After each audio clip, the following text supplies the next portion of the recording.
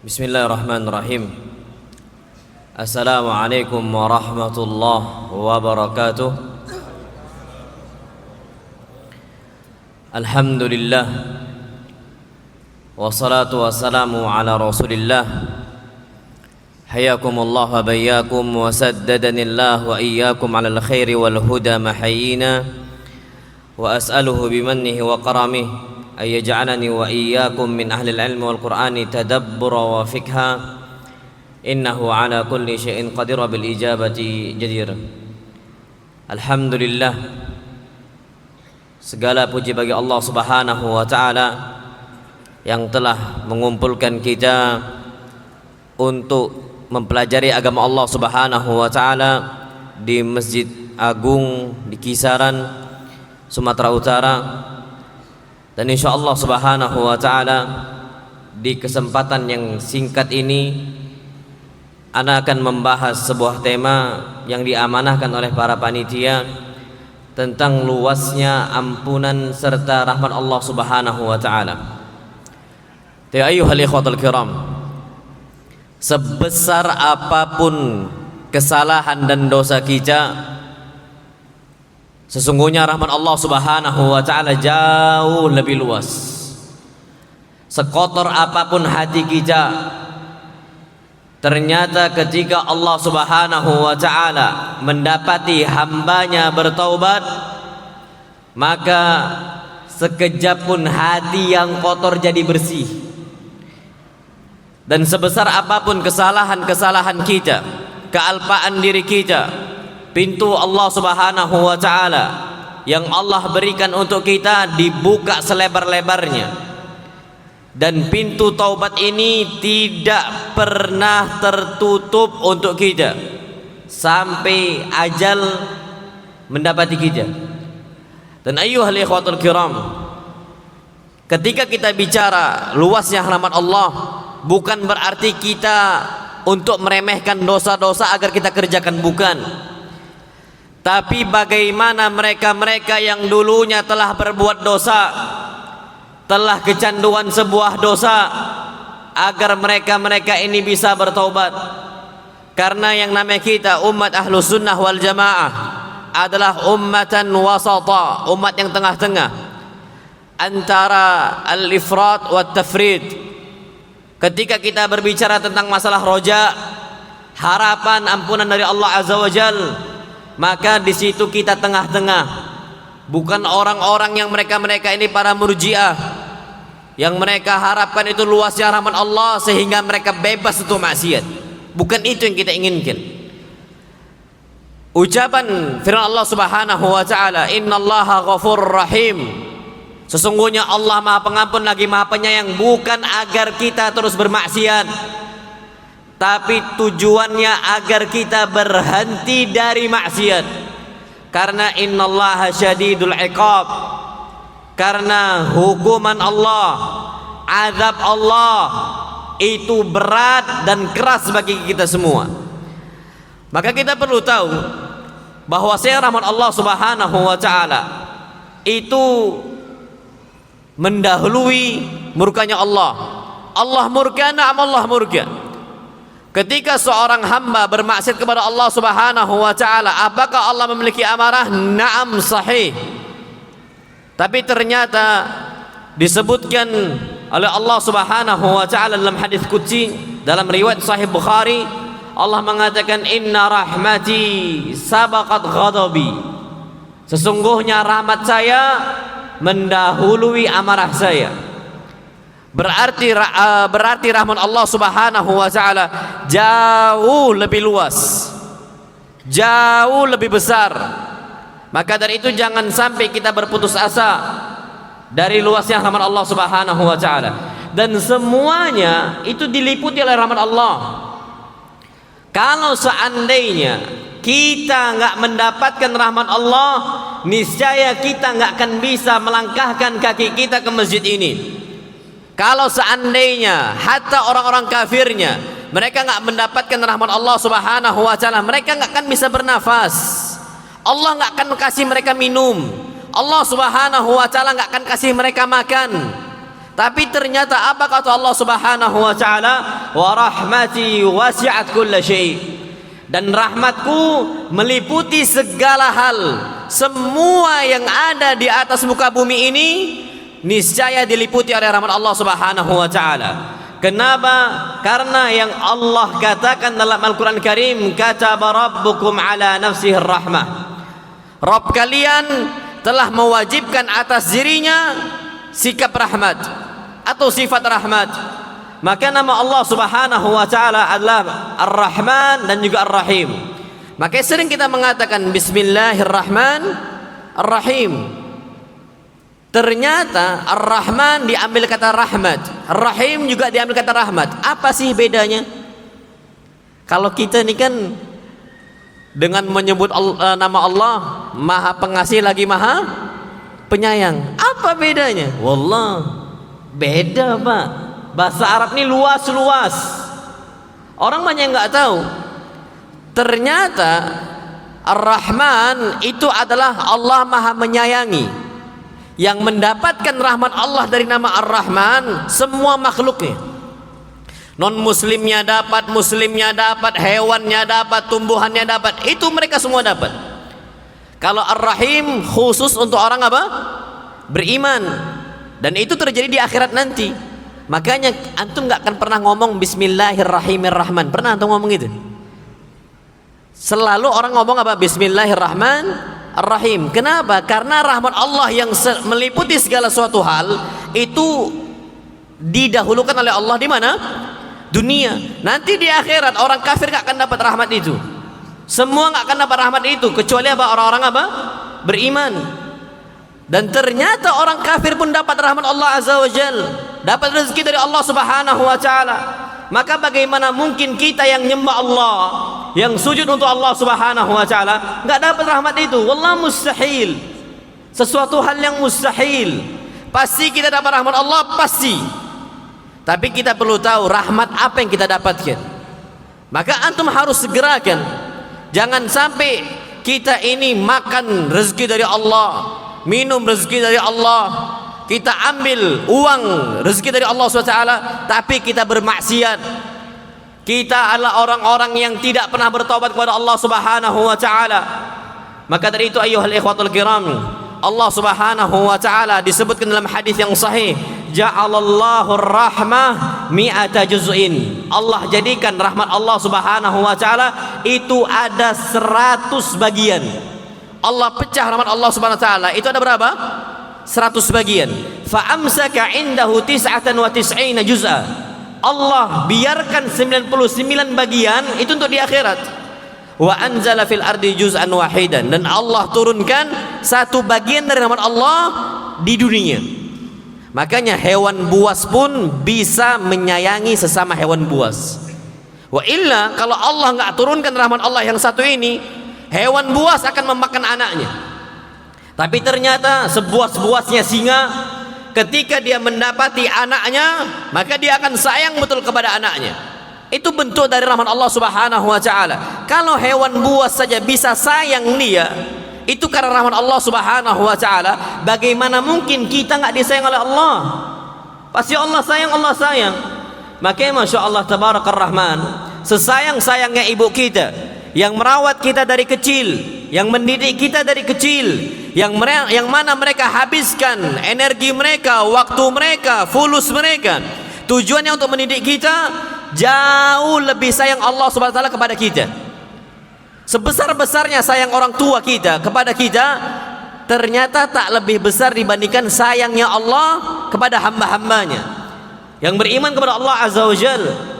Wallahil azim, antum tahu ada sebuah hadis Nabi kita Muhammad sallallahu alaihi wasallam menceritakan ada seorang wanita tawanan. Seorang wanita apa? Tawanan.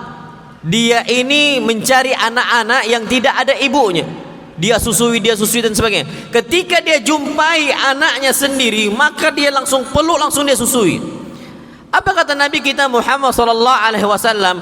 Atarawna anna hadhihi al-mar'ah tarihatan waladaha finnar. Kalian terbayang enggak kira-kira mungkin tidak ini wanita, ini ibu akan membuang anaknya di kubangan api? Faqalu la ya Rasulullah, tentu enggaklah ya Rasulullah. Maka apa kata Nabi sallallahu alaihi wasallam? Allah arhamu bi'ibadihi min hadhihi biwaladiha. Allah tuh jauh lebih mencintai hamba-hambanya dibandingkan ibu ini terhadap anaknya. Makanya Pak, Allah subhanahu wa ta'ala ketika mendapati hambanya yang rajin sujud, yang rajin sholatnya, nggak mungkin Allah buang kita di kubangan api neraka, mustahil. Kalau seandainya kita menjadi hamba Allah subhanahu wa ta'ala, sebagaimana ibu kita itu nggak akan mungkin mencampakkan anaknya ke dalam apa? Kubangan api. Kubangan api dunia itu cuman satu bagian dari 70 bagian. Seorang ibu nggak akan membuang anaknya di situ. Dan ternyata rahmat Allah jauh lebih luas. Makanya Pak, kalau sampai kita dibuang oleh Allah Azza wa Jalla ke kubangan api, berarti memang apa? Kita ini tidak mendapati rahmat Allah Subhanahu wa taala dengan rahmat yang khusus. Dengan rahmat yang khusus. Maka kita harus sadar di sini, ya ayyuhal ikhwatul kiram. Kita harusnya menjadi hamba Allah Subhanahu wa taala. Sebesar apapun dosa yang kita kerjakan dulunya di zaman jahiliyahnya kita, jangan sampai putus asa. Gapai terus rahmat Allah Subhanahu wa taala. Ini sebagaimana yang Allah Subhanahu wa taala firmankan untuk hamba-hambanya. Apa kata Allah Subhanahu wa taala? Ya ibadiyalladzina asrafu ala anfusihim. Wahai hamba-hambaku yang mana mereka telah melampau atas diri mereka dengan maksiat-maksiatnya. Dulu kita mungkin teringat di masa mudanya, di sana kita pernah main judinya, di sana kita pernah minum khamarnya, di sana kita pernah pacarannya, menyentuh wanita yang bukan mahramnya. Sering kita kerjakan itu, na'udzubillah, sampai ke batas zinanya. Dulu kita pernah menzalimi orang tua kita, dulu. Maka apa kata Allah Subhanahu wa taala? La taqnatu min rahmatillah. Jangan kalian putus asa dari rahmat Allah Subhanahu wa taala. Innallaha yaghfiru dzunuba jami'a. Sesungguhnya Allah Subhanahu wa taala mengampunkan segala dosa. Sebesar-besarnya dosa, hatta dosa di zaman jahiliyah. Lihat bagaimana Umar ibn Khattab, lihat para sahabat-sahabat Nabi kita Muhammad SAW yang lainnya. Dulu mereka di zaman jahiliyah, mereka pernah berzina dan mereka pernah judi. Bahkan mereka ini mengubur anak-anak mereka ketika anaknya dapati anak mereka anak perempuan. Dikubur hidup-hidup, dikubur hidup-hidup. Dulu mereka pernah kerjakan itu semua. Bahkan mereka duakan Allah Azza wa Jalla. Mereka sekutukan Allah Subhanahu wa taala. Semua dosa besar itu ketika mereka mengucapkan la ilaha illallah, tidak ada ilah yang berhak disembah selain Allah, Allah hapuskan semua kesalahan-kesalahan dia. Ini menunjukkan bagi kita ya ikhwah, dosa kita mungkin tidak seperti dosa mereka dahulunya di zaman jahiliyahnya mereka. Tapi ternyata Umar ibn Khattab radhiyallahu taala anhu adalah menjadi seorang yang paling terbaik di zaman apa? Nabi kita Muhammad sallallahu alaihi wasallam setelah Abu Bakar. Umar ibn Khattab ma'ruf. Siapa dia? Adalah seorang laki-laki yang besar badannya, yang tinggi badannya, yang siap membunuh Nabi kita Muhammad sallallahu alaihi wasallam. Umar pernah ingin membunuh Nabi kita Muhammad sallallahu alaihi wasallam. Tapi ketika dia masuk Islam, Allah pilih dia menjadi orang yang terbaik setelah Abu Bakar. Allah pilih dia. Allah Subhanahu wa taala jadikan Umar adalah orang yang terbaik setelah Abu Bakar. Dan bahkan jamaah Allah kumpulkan antara Nabi SAW, Abu Bakar dan juga Umar, hayyan wa mayyita, baik ketika mereka masih hidup ataupun ketika mereka sudah wafat, selalu bersama-sama. Dan bahkan selalu dikelompokkan bersama Nabi kita Muhammad SAW. Padahal dia adalah orang yang sempat mau membunuh Nabi kita Muhammad SAW. Ini menunjukkan rahmat Allah itu luas. Maka Nabi kita Muhammad sallallahu alaihi wasallam tidak pernah menutup pintu taubat dari apa? Dari umatnya. Nabi selalu menganjurkan umatnya untuk bertaubat. Sebesar apapun dosa kita. Dan betul yang namanya dosa sebagaimana hadis Nabi kita Muhammad sallallahu alaihi wasallam. Beliau mengatakan al-ithmu ma haka fi nafsik wa karihta ayyatali alaihi nas. Yang namanya dosa adalah hal yang bisa membuat jiwa kita terganggu, jiwa kita gelisah. Semua dosa akan membuat kita gelisah. Ada salah seorang wanita gelisah hatinya. Kenapa? Atas sebuah dosa yang dia kerjakan. Tapi ternyata Nabi kita Muhammad SAW tidak pernah menutup pintu taubat darinya. Karena Allah Subhanahu wa taala yang membukakan itu untuk kita selama 24 jam, selama sepekannya, selama setahunnya, bahkan sampai ajal menjemput kita. Kisah kasus tentang Ghamidiyah ma'ruf. Ini kisah ini terus diriwayatkan sampai akhir zaman nanti. Kisah terbesar bagi kita yang dulu pernah mungkin berbuat kesalahan sebagaimana kesalahan Ghamidiyah. Ini wanita pernah berzina di zaman Nabi kita Muhammad SAW.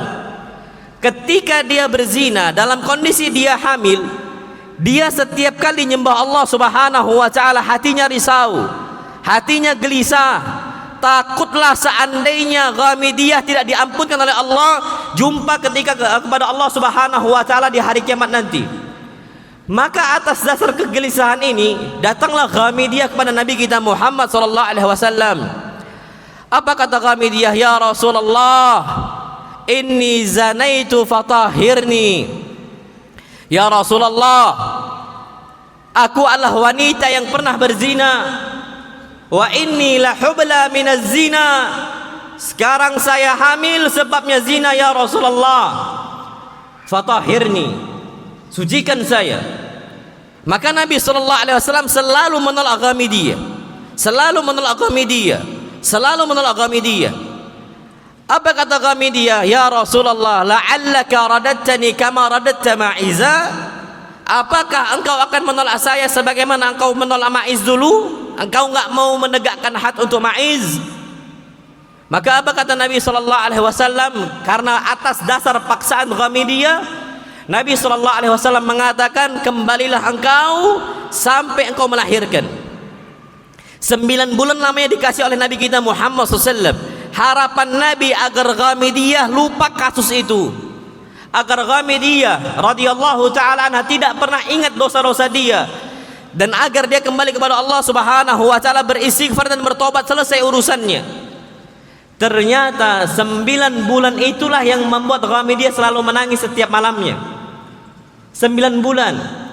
Orang ketika 9 bulan dia akan bahagia menanti buah hatinya. Ternyata lain dengan Ghamidiyah. Selama berputarnya waktu, Ghamidiyah semakin menangis, semakin sedih. Kenapa? Karena tidak ada jaminan dosanya Ghamidiyah diampunkan oleh Allah Subhanahu wa taala. Ketika lahiran Ghamidiyah, wanita mana di hari pertama yang lahiran dalam kondisi normal dia langsung bisa tegak menghadap Rasulullah SAW. Wanita ketika habis lahiran dia kondisi lemah, fisiknya lemah, jiwanya lemah. Bahkan betapa banyak wanita-wanita yang dia itu kena sekarang penyakit dengan baby blues, stres dia dengan anaknya, lahiran dalam kondisi beratnya, dan bahkan untuk tegak dari kasurnya pun susah. Tapi itu tidak berlaku pada Ghamidiyah. Dia ambil sebuah kain, dia gendong anaknya, dia bawa kepada Nabi kita Muhammad SAW. Dia mengatakan, ya Rasulullah, hadza waldi wa qad waladtuhu. Wahai Rasulullah SAW, ini anak saya sudah lahirkan, saya sudah lahiran. Fatahhirni ya Rasulullah, sucikan saya ya Rasulullah. Rasulullah SAW adalah seorang manusia arhamun nasi bin nas, manusia yang paling sayang dengan manusianya. Rasulullah SAW, seorang bapak mana yang melihat seorang anak tidak ada bapak, anak hasil zina, tidak ada yang ngurusinnya? Maka apa kata Nabi SAW? La, aku nggak akan tegakkan hujjah, aku tidak akan tegakkan had untuk engkau. Kembali engkau sampai hatta taftimi, sampai engkau selesai masa menyusui, sampai engkau sudah menyapi anak engkau. Waktu yang Nabi berikan jauh lebih lama lagi, haulaini kamilain, 2 tahun secara utuh, secara sempurna, Untuk apa nyusui anaknya? Agar lupa Ghamidiyah dengan dosa dia yang lama. Sekali berzina tapi dampaknya besar bagi Ghamidiyah.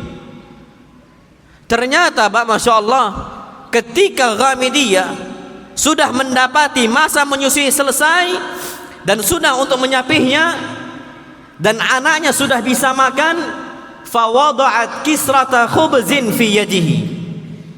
Ghamidiyah ketika melihat anaknya sudah bisa makan, dia ambil potongan roti, dia letakkan di tangan anaknya.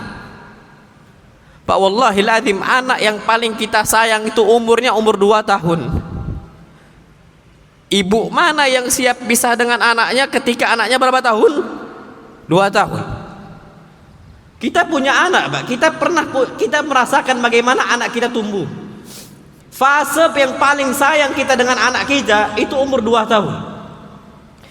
Lagi lucu-lucunya anak kita, dia belum pernah kenal membangkang terhadap kita, dia nggak pernah kenal durhaka kepada kita. Sayang betul kita kepada anak kita umur 2 tahun. Dan orang tua mana yang siap berpisah dari anaknya? Berbeda dengan Ghamidiyah, diletakkan, diambil kisratut ta'am di tangan bayinya, fabakat. Dalam kondisi nangis, Ghamidiyah akan berpisah dari siapa? Anaknya. Apa yang membuat Ghamidiyah kuat? Nggak ada masalah berpisah dari anaknya. Yang penting jumpa dengan Allah Subhanahu wa ta'ala dalam kondisi bersih. Yang Ghamidiyah harapkan itu jumpa dengan Allah, lihat wajah Allah Azza wa Jalla yang ngasih rezeki Ghamidiyah dari kecilnya Ghamidiyah sampai tuanya Ghamidiyah, sampai Ghamidiyah punya anak. Ghamidiyah berzina pun nggak pernah dihukum oleh Allah Azza wa Jalla, nggak pernah diadab oleh Allah Subhanahu wa ta'ala. Ghamidiyah tahu rahmat Allah itu luas. Datang dia kepada Nabi kita Muhammad SAW, dia mengatakan, ya Rasulullah, waqad fatamtuhu. Ya Rasulullah, ini anak saya, potongan roti di tangan dia dan dia sudah bisa makan. Fa'akim alayya hududallah, tegakkan untuk saya had Allah Subhanahu wa ta'ala. Rajam saya ya Rasulullah, wala taruddani, jangan tolak saya. Nabi SAW nggak ada lagi alasan untuk nolak Ghamidiyah. Ghamidiyah tetap datang, Ghamidiyah tetap datang. Fahufira laha, dibuat parit besar oleh para sahabat Nabi kita Muhammad SAW. Diletakkan Ghamidiyah di bawah tanah. Diberikan anaknya Ghamidiyah kepada Nabi kita Muhammad SAW. Apa kata Nabi SAW? Urjumuha, rajamlah Ghamidiyah dengan bebatuan. Dilempar dengan bebatuan. Ada sahabat Nabi kita Muhammad SAW, Khalid bin Walid radhiyallahu ta'ala anhu, merajam Ghamidiyah dengan batunya dan dicampakkan di tubuhnya Ghamidiyah, dan ternyata dari tubuhnya Ghamidiyah muncrat darahnya Ghamidiyah sampai kena pakaiannya Khalid bin Walid. Apa kata Khalid bin Walid? Tabban laki ya Ghamidiyah, celaka kau wahai Ghamidiyah. Kenapa? Karena ketika itu Khalid menganggap darahnya Ghamidiyah darah wanita pezina. Apa kata Nabi SAW? Mahlan ya Khalid, tunggu kau wahai Khalid, mahlan ya Khalid, laqad tabat taubatan law qusimat baina 70 min ahli al-Madinah lawajadhu. Ini Ghamidiyah udah taubat, dia diterima taubatnya oleh Allah Azza wa Jalla. Kalau satu taubatnya Ghamidiyah dibagikan untuk 70 penduduk Madinah. Pendosa di Madinah itu beda dengan pendosa kita di Indonesia, karena di sana tanah haram, dosanya dilipat gandakan. Pezina di Indonesia beda dengan pezina di Madinah, dosanya lebih besar karena di tanah haramnya. Apa kata Nabi SAW? Lau qusimat baina 70 min ahli al-Madinati lawasi'atuhum. Kalau seandainya taubatnya Ghamidiyah dibagikan untuk 70 penduduk Madinah yang berbuat dosa, pendosanya mereka, lawasi'atuhum, cukup untuk mereka semua, diterima semuanya oleh Allah Azza wa Jalla.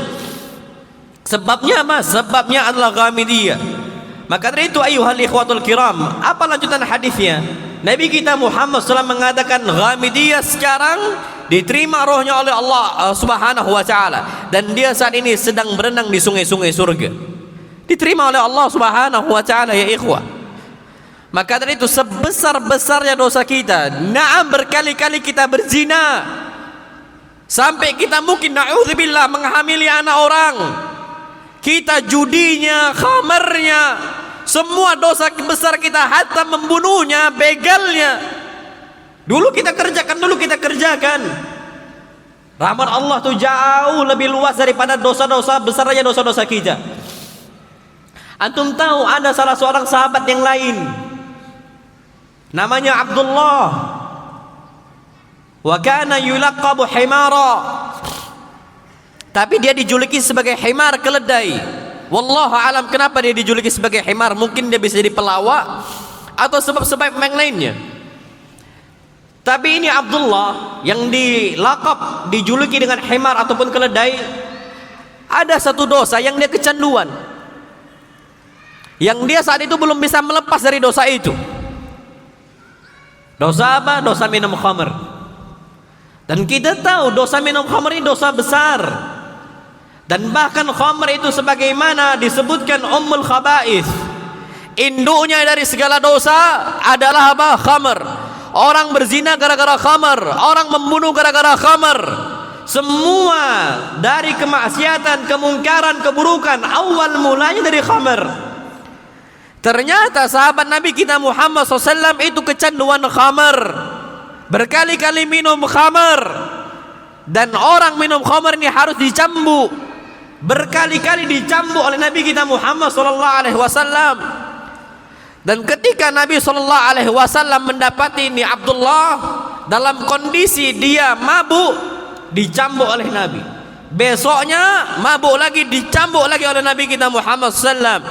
Besoknya mabuk lagi, dicambuk oleh Nabi kita Muhammad SAW berkali-kali. Maka para sahabat Nabi kita Muhammad SAW yang melihat bagaimana kondisi proses had ditegakkan, pencambukan ditegakkan, itu kasihannya bukan kepada Abdullah, kasihannya dengan Nabi kita Muhammad SAW. Letihnya tangan Nabi mencambuk ini sahabat. Bukan kepada Abdullahnya mereka kasihan. Kepada siapa mereka kasihan? Nabi kita Muhammad SAW yang berkali-kali mencambuk apa? Mencambuk ini sahabat. Maka apa kata mereka? Ketika mereka mendapati Abdullah berkali-kali minum khamar, mereka pun kesal karena membuat letih Nabi kita Muhammad SAW. Apa kata mereka? La'anakallah ma aktsar ma yu'ta bihi. Semoga Allah melaknatnya. Allahumma la'anhu. Ya Allah, laknatlah dia. Ma aktsar ma yu'ta bihi. Betapa seringnya dicambuk oleh Nabi kita Muhammad SAW. Ketika Nabi SAW sedang mencambuk ni sahabat, Nabi SAW itu sampai berhenti sejenak. Beliau mendengar ucapan sahabat yang lain mengatakan Allahumma la'anhu, ya Allah laknatlah dia, celalah dia, hinakanlah dia. Maksar ma yu'ta bihi, betapa sering dia ini dicambuk. Rasulullah SAW ketika itu langsung terhenti sejenak. Rasulullah SAW langsung marah. Beliau mengatakan la tu'ini syaitan ala akhikum fa wallahi ma alimtu illa annahu yuhibbullah wa rasulah. Kalian jangan bantu syaitan untuk menghinakan kawan kalian. Fa wallahi, demi Allah, ma alimtu, aku enggak pernah ketahui, aku enggak pernah kenal dia illa annahu yuhibbullah wa rasulah. Yang aku tahu dia ini cinta Allah dan Rasulnya. Walakin ghalabat alaihi syahwatu. Akan tapi dia ini kalah dengan syahwatnya. Tapi dia cinta Allah, dia cinta Allah. Dia cinta Rasul, dia cinta Rasulullah sallallahu alaihi wasallam. La tal'anu, jangan laknat dia. Ayyuhal ikhwatul kiram. Kadang-kadang kita ini tertutup, mata kita tertutup. Seakan-akan ketika orang sudah ngusir kita, orang jauhi kita, orang tinggalkan kita atas dosa-dosa yang kita kerjakan. Naam. Mungkin kalau sampai kita minum khamr, pintu orang tua pun gak akan dibuka untuk kita. Mungkin kalau seandainya kita sampai ngelim, kita sampai zina, kita sampai berbuat segala kemaksiatannya, judi kita, hutang sana, hutang sini kita, mungkin kita datang ke rumah paman kita ditutup. Kita datang ke rumah abah kita ditutup. Walau kanu aqrab qarib, walaupun mereka kerabat yang paling dekat dari kita, mereka semua tutup pintu mereka, enggak akan ada yang dibuka untuk kita. Walakinna bab Allah maftuh. Akan tapi ada satu pintu yang enggak pernah ditutup oleh Allah Azza wa Jalla. Ini pintu Allah yang Allah buka selalu untuk kita. Babut taubah. Pintu agar kita kembali kepada siapa? Allah Subhanahu wa taala. Dan bahkan Masya Allah, mungkin ketika kita kembali ngetuk pintu abah kita marah betul kepada kita. Ketika kita ketuk pintu ummah kita marah betul kepada kita. Kita ketuk pintu paman-paman kita, mereka marah kepada kita. Tapi kalau kita ketuk pintu Allah Azza wa Jalla, pintu taubat, maka apa kata Allah Subhanahu wa taala, hadis Nabi kita Muhammad sallallahu Allahu asyaddu farahan bi taubati abdi. Allah itu bahagia menyambut mereka-mereka yang mau bertobat. Antum ketuk pintu Allah dibukakan oleh Allah Azza wa Jalla. Dan antum gak perlu ketuk karena itu gak akan pernah tertutup. Antum gak perlu ketuk karena pintu Allah gak pernah tertutup untuk kita. Wallahi ya ikhwah, wallah. Ketika mereka benci agar kita kembali, tapi Allah bahagia ketika kita kembali. Allahu asyaddu farahan bi taubati abdi. Allah tuh bahagia betul ketika hambanya bertobat kepada Allah Subhanahu wa taala. Hina yatubu ilaihi. Ketika dia kembali kepada Allah Azza wa Jalla. Ketika dia mau pulang kepada Allah Subhanahu wa taala. Dan kita akan dipulangkan ya ikhwah. Cepat atau lambat kita akan dipulangkan kepada Allah Azza wa Jalla. Semua akan dihisab, semua akan dihisab. Semua akan dihitung. Dan semua dosa kita disebut oleh Allah Subhanahu wa taala. Semua dosa kita pegang tangan wanita yang bukan mahram kita di menit sekian, detik sekian, tahun sekian, dihitung oleh Allah Azza wa Jalla. Antum seandainya duduk dengan wanita yang bukan mahramnya, antum pacaran semisal di malam minggunya, semuanya dicatat oleh Allah SWT. Disebut semua dosanya. Tapi kalau kita kembali kepada Allah Subhanahu wa taala, disebutkan oleh Allah SWT, hal fa'alta kadza wa kadza? Ingat enggak dulu engkau pernah kerjakan ini dan itu?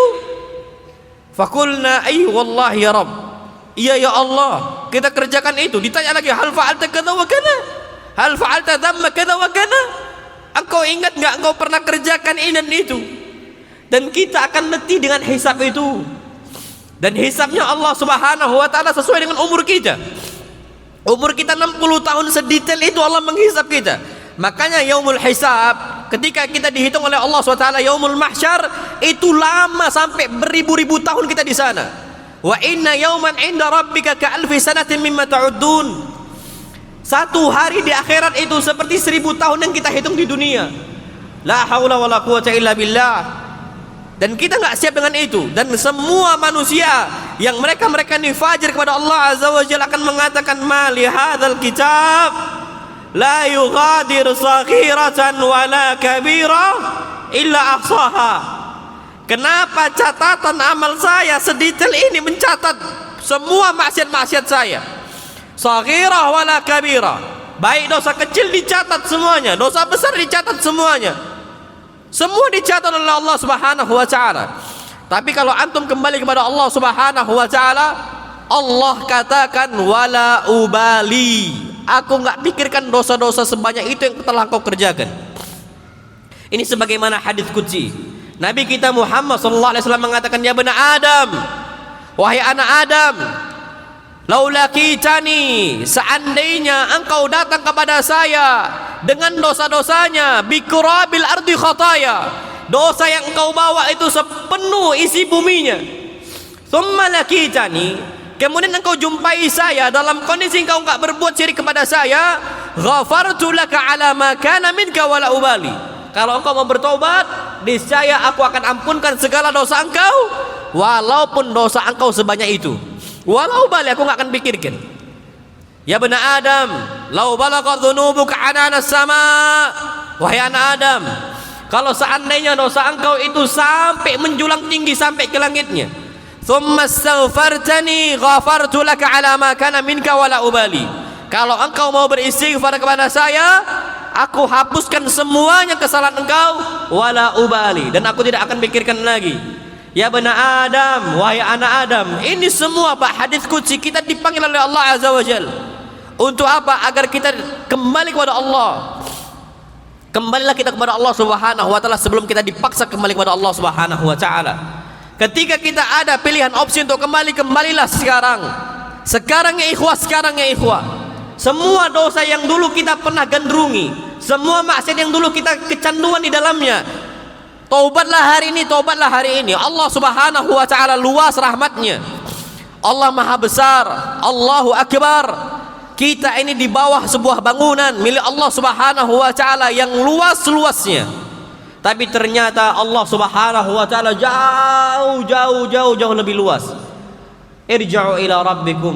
Kembalilah kita kepada Allah Subhanahu wa taala sebelum nanti akan dikatakan untuk kita irji'i ila rabbiki radiyatan mardiyah. Kembalilah engkau wahai jiwa yang tenang kepada Allah Subhanahu wa taala radiyatan mardiyah. Dalam engkau bahagia kepada Allah dan Allah itu ridha kepada engkau. Maka dari itu ayyuhal ikhwatul kiram, Allah Subhanahu wa taala akan membukakan di siang hari malam hari pintu taubatnya untuk kita. Sebagaimana hadis Nabi kita Muhammad sallallahu alaihi wasallam beliau mengatakan innallaha azza wa jalla yabsutu yadahu bil laili liyatuba musii'un nahar. Sesungguhnya Allah Subhanahu wa taala membentangkan tangannya di malam hari agar mereka para pendosa di siang hari bertobat di malam hari. Wa yabsutu yadahu bin nahari liyatuba musii'ul lail. Dan Allah Subhanahu wa taala membentangkan tangannya di siang hari agar para pendosa di malam hari bertobat di siang hari. Ayyuhal ikhwatul kiram, jangan sampai kita bertobat, kita kembali kepada Allah Subhanahu wa taala ketika nyawa kita di kerongkongan. Karena ketika itu Allah Subhanahu wa taala tidak lagi nerima taubat kita. Sebagaimana hadis Nabi kita Muhammad sallallahu alaihi wasallam, innallah, sesungguhnya Allah Subhanahu wa taala yaqbalu taubatal abdi ma lam yugharghir.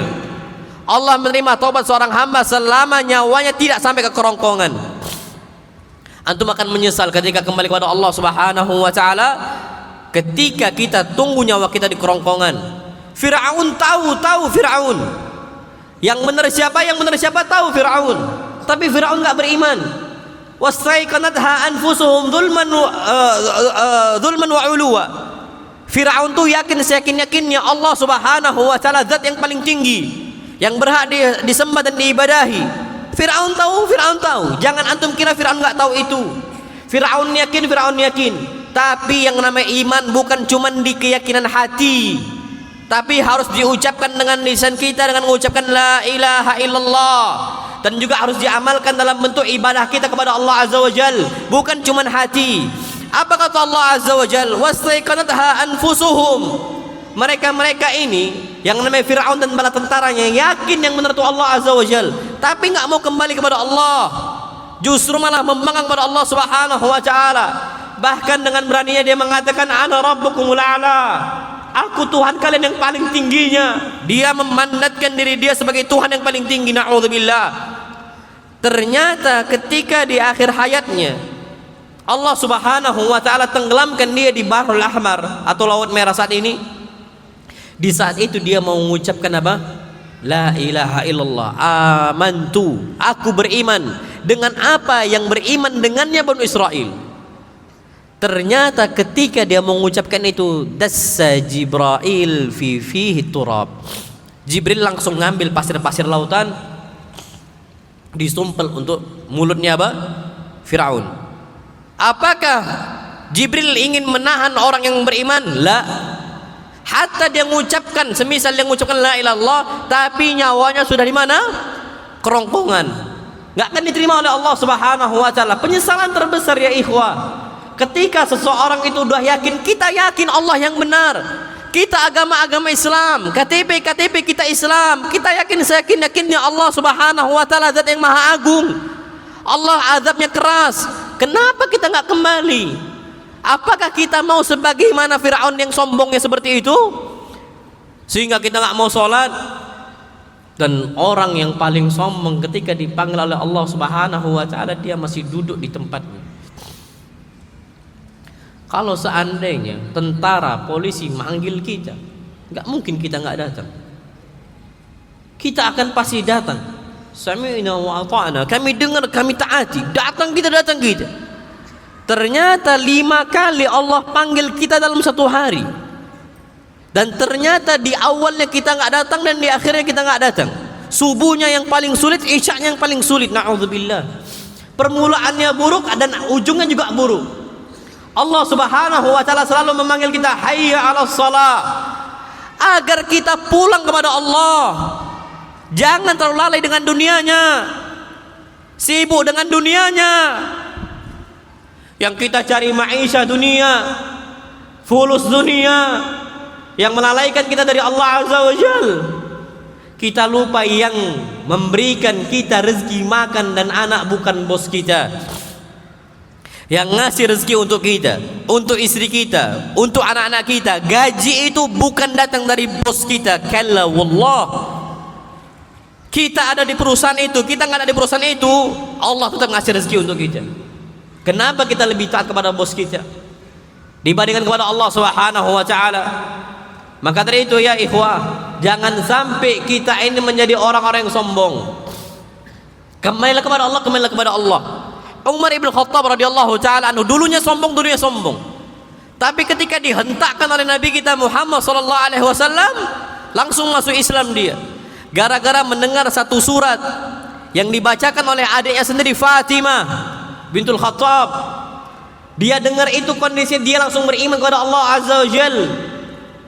Dia itu beriman dalam kondisi setelahnya dia datang kepada Nabi kita Muhammad sallallahu alaihi wasallam, yang awalnya dia itu mau membunuh Nabi, ternyata dialihkan kepada adiknya, kepada adik perempuannya.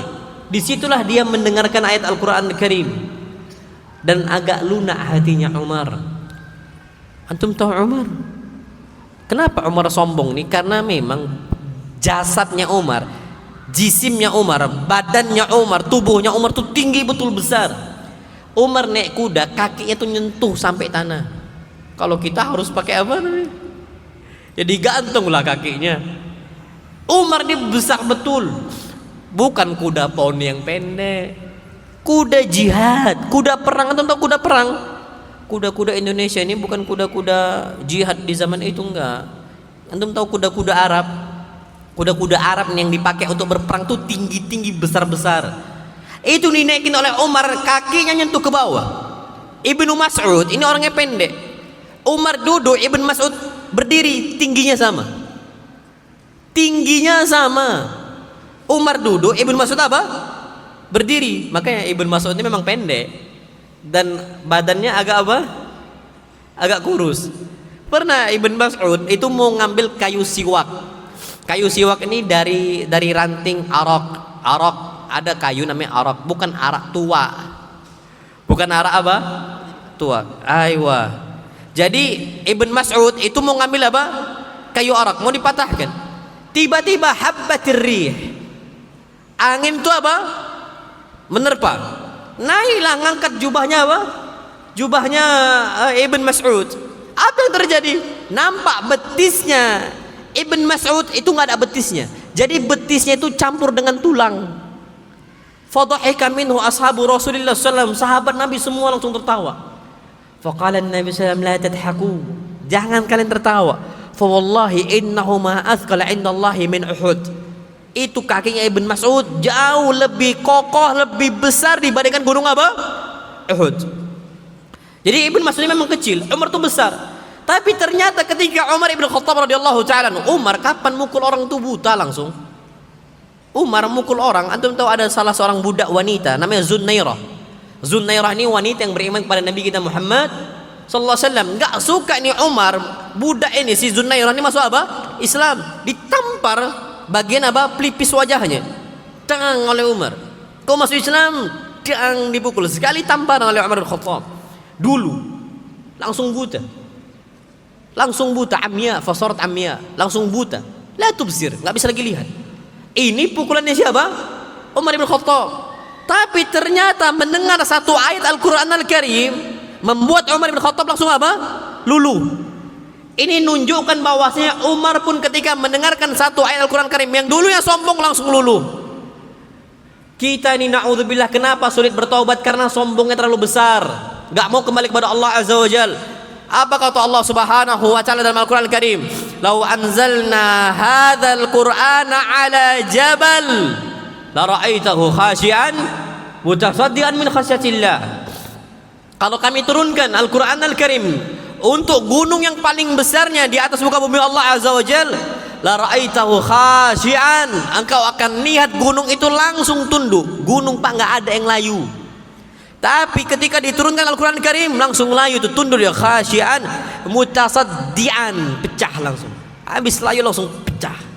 Kenapa? Min khasyatillah. Karena takut dari siapa? Allah Subhanahu wa taala. Wa tilkal amsal nadribuha linnas. Ini permisalan untuk kami berikan kepada manusia. Ternyata permisalan ini pun tidak berefek kepada kita. Masih kita membangkang kepada apa? Kepada Allah Azza wa Jalla, menunjukkan kita ini sudah terlalu sombong. Maka dari itu ya ikhwah, jangan sampai kita bersombong sampai mereka-mereka yang berbuat syirik pun baliklah. Kita berbuat syirik, menduakan Allah, menyekutukan Allah, datang ke dukun, datang kepada syaitan, datang kepada iblisnya. Apa kata Allah Subhanahu wa taala? Afala yatubuna ila Allah. Hatta dosa syiriknya apa kata Allah? Afala yatubuna ila Allah. Maukah mereka ini kembali kepada Allah? Pak, tidak ada satupun laki-laki yang mau diduakan. Nggak ada satupun laki-laki yang mau diduakan. Kalau kita dapati istri kita menduakan diri kita, mungkin kita akan ceraikan dia dan kita tidak akan terima dia kembali. Tapi ternyata kita duakan Allah Subhanahu wa taala. Kita sekutukan Allah Subhanahu wa taala. Kita jadikan Allah untuk Allah Subhanahu wa taala niddan, tandingan untuk Allah Subhanahu wa taala. Kita enggak suka istri kita jadikan tandingan untuk kita. Enggak mau kita. Ternyata itu kita berikan untuk Allah Azza wa Jalla. Apa kata Allah Subhanahu wa taala? Tapi dengan mudahnya Allah katakan afala yatubuna ilallah. Maukah mereka kembali kepada Allah Azza wa Jalla? A'zamul kaba'ir wa akbarul kaba'ir asyirku billah. Dosa besar yang paling besar adalah dosa syirik kepada Allah Azza wa Jalla. Tapi orang berbuat dosa syirik, apa kata Allah? Afala yatubuna ilallah. Maukah mereka kembali kepada Allah Subhanahu wa taala? Wa yastaghfiruna. Maukah mereka beristighfar kepada Allah Subhanahu wa taala? Wallahu ghafurur rahim. Dan Allah Subhanahu wa taala Maha Pengampun lagi Maha Penyayang. Maka dari itu ayyuhal ikhwatul kiram, ada sebuah kisah. Kisah ini kisah yang bagus untuk kita renungkan. Disebutkan oleh Nabi kita Muhammad sallallahu alaihi wasallam, laqad kana rajulun fi man kana qablakum qatala 99 nafsa. Ada salah seorang sebelum kalian, dia telah membunuh 99 nyawa, 99 orang. Siapa dari kita dulunya tukang begal? Carikan di kita sekarang tukang begal yang paling pembegal, tukang bunuh yang paling pembunuh. Adakah dari kita yang membunuh sampai 99 nyawa? Mungkin sedikit kita dapati, susah kita dapati orang membunuh sampai 99 nyawa. Ternyata terjadi sebelum umat Islam.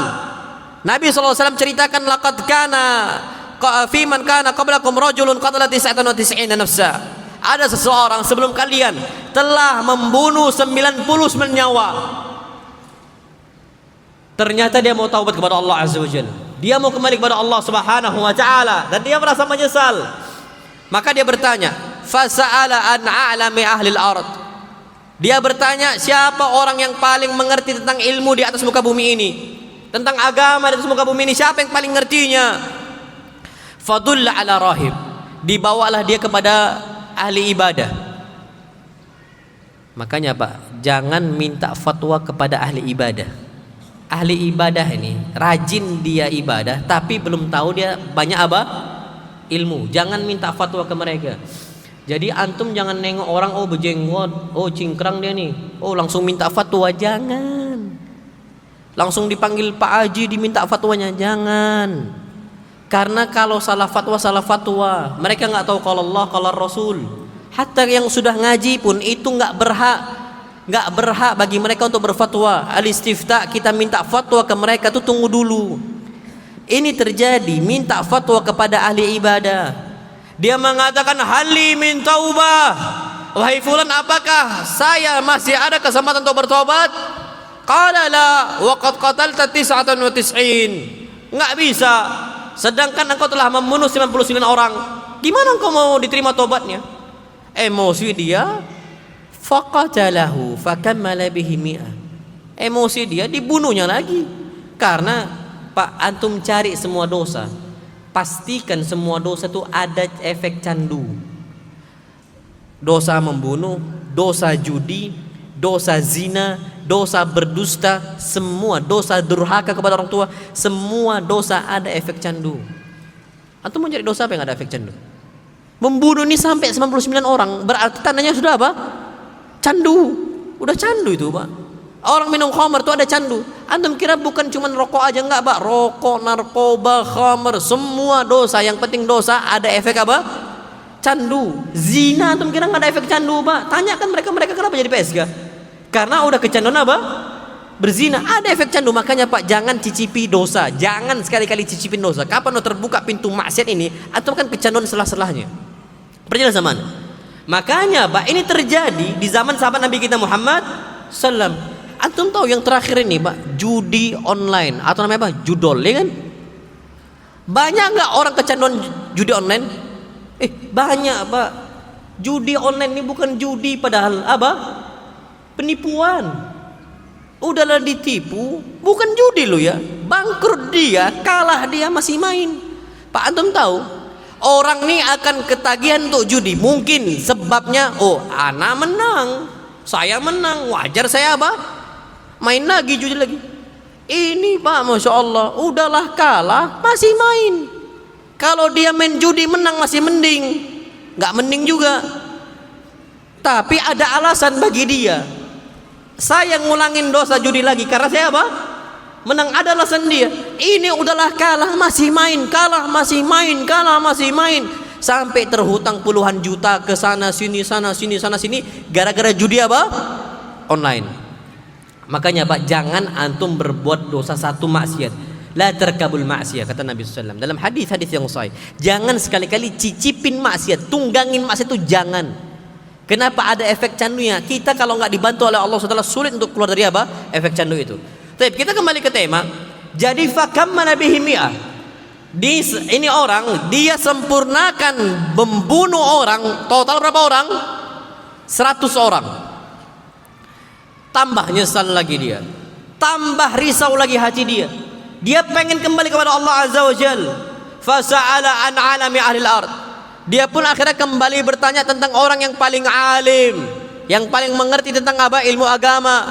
Di atas muka bumi Allah Subhanahu wa taala. Fadulla ala alim. Akhirnya dia pun dibawakan kepada orang ahli ilmu. Nah, ini yang benar, Pak. Tanyakan, minta fatwa kepada orang-orang yang faham qala Allah, qala Rasul. Hafal Al-Qur'an, hafal hadis-hadis Nabi kita Muhammad sallallahu. Antum jangan tertipu dengan casing. Belum tentu mereka ini ahli ibadah, naam, tapi casingnya ahli ibadah, bukan casingnya apa? Mereka ini ahli ilmu. Beda loh Pak, beda. Walaupun ahli ibadah ini casingnya mirip dengan ahli ilmu, tapi jangan semua diminta apa? Fatwa. Nggak boleh, nggak bisa. Tapi ketika dia minta fatwa, hali min taubah, apakah saya masih ada kesempatan taubat? Apa kata alim tersebut? Nah, man yahulu bainaka wa bainat taubah. Tentulah, siapa yang bisa ngalangin engkau dari taubat kepada Allah Azza wa Jal? Hali min taubah. Dia ulangi lagi, apakah saya ada kesempatan taubat? Nah, man yahulu bainaka wa bainat taubah. Siapa yang mampu menghalangi engkau dari taubat kepada Allah Azza wa Jal? Tapi apa kata alim ni? Walakin intalik ila ardi kada wa kada. Tapi syaratnya satu, engkau harus hijrah. Engkau tinggalkan tempat yang buruk engkau itu. Karena orang kecanduan kalau untuk membunuh, dan lingkungannya lingkungan tukang bunuh, nanti ngulang lagi. Harus hijrah. Walakin intalik ila ardi kada wa kada. Engkau cari tempat A, tempat B, tempat C. Apa kata alim tersebut? Fa inna biha unas ya'budunallah. Karena di sana manusia-manusia ya, penduduknya, masyarakatnya, mereka semua ahli ibadah, taat kepada Allah Azza wa Jal. Yang awalnya ada efek candu itu lama-lama kelamaan akan apa? Terkubur mati, hilang. Tidak lagi ada efek apa? Candunya. Ketika dia berangkat ke tempat tersebut, Allah Subhanahu wa taala takdirkan di tengah-tengah dia meninggal. Fakhtasama fihil malakan. Dua malaikat pun akhirnya apa? Berseteru. Malakul rahmah wa malakul azab. Malaikat rahmat dan malaikat azab ini berseteru. Malaikat azab mau bawa dia ke neraka, saking bengisnya sikap malaikat penjaga neraka, dan malaikat rahmat mau bawa dia ke surga, saking rahmatnya nih malaikat. Masya Allah, saling apa? Berseteru, rebutan nyawa, karena mati di tengah-tengah. Apa kata Nabi SAW? Saking besarnya rahmat Allah, dan Allah tahu nih malaikat dua ini saling berseteru. Kenapa Allah takdirkan dia wafat di tengah-tengah? Ini pelajaran untuk kita ya ikhwah, pelajaran untuk kita semua. Ternyata ketika kondisi kita seperti itu, belum nyampe ke tempat tujuan kita, sudah meninggal duluan gitu loh ya. Di tempat perjalanan kita belum sampai ke tujuan targetnya, tapi meninggal di jalan, tetap Allah terima. Fa'auhallah, Allah wahyukan untuk tempat yang baik, anik caribi, mendekat engkau, mendekat engkau, mendekat engkau, mendekat, geser pak bumi ini. Dan Allah wahyukan kepada tempat yang buruk, anik ca'idi, jauhlah engkau, jauhlah engkau, jauhlah engkau. Akhirnya menjauh dia, dan ternyata diambil oleh malaikat apa? Rahmat. Ini nunjukkan rahmat Allah ini apa? Luas, 100 nyawa. Pak, kalau kita punya saudara tukang begal, berapa yang mereka bunuh? Ini tidak meremehkan dosa begal, bukan itu. Tapi kita mau membuka sebesar-besarnya harapan agar mereka-mereka ini tidak putus asa. Karena mereka-mereka ini sering sekali kita dapat yang mengatakan, sudahlah, saya ini mungkin tidak akan ada yang terima saya, dosa saya terlalu banyak. Dia pesimis, putus asa dari Allah Subhanahu wa taala. Maka ketika kita sampaikan cerita ini untuk membuka agar kita sadar sesadar-sadarnya bahwasanya rahmat Allah Subhanahu wa taala itu luas, dan kita tidak pernah membunuh orang sampai 100 nyawa. Maka dari itu ayyuhal ikhwatul kiram, kembali kepada Allah, tapi ingat hakikat taubah ada di penyesalan. Dan menyesal ini bentar lagi selesai kita ini, Masya Allah.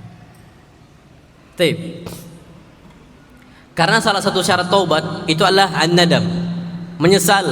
Dan disebutkan dalam riwayat Ibnu Majah sebagaimana disahihkan Syekh Al-Albani rahimahullah, beliau mengatakan an-nadamu taubah, menyesalnya kita itulah jalan taubat. Jadi nyesal dulu, nangis senangis-nangisnya. Nangis kita tuh nangis pecah, nangis ngadu kita. Kalau kita dihukum oleh bapak kita, ummah kita, kita nangis-nangis pecah. Kita belum dihukum oleh Allah Subhanahu wa taala, pecahkan tangisan kita di hadapan Allah Azza wa Jalla. Biasakan untuk bisa ngerengek di hadapan Allah Subhanahu wa taala. Karena ada satu hadis Nabi kita Muhammad SAW beliau mengatakan, ainani la tamassuhuman nar. Ada dua mata yang enggak akan pernah disentuh oleh api neraka. Ainun batat tahrusu fi sabilillah. Yang pertama, mata yang sering bergadang di jalan Allah Azza wa Jalla, jihadnya, menuntut ilmunya, semuanya. Yang pertama jihad. Dia bergadang ketika dia jaga ribat, wilayah perbatasan perang. Dia jaga. Allah Subhanahu wa taala tidak akan jadikan api neraka nyentuh mata dia. Yang kedua, wa ainun bakat min khasyatillah.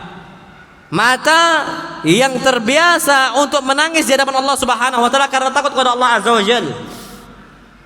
Makanya Pak, belajarlah kita itu untuk bisa menangis di hadapan Allah. Ini sebagaimana Umar bin Khattab. Ana ceritakan lagi Umar, karena Umar ini sikapnya sikap yang apa? Tegas.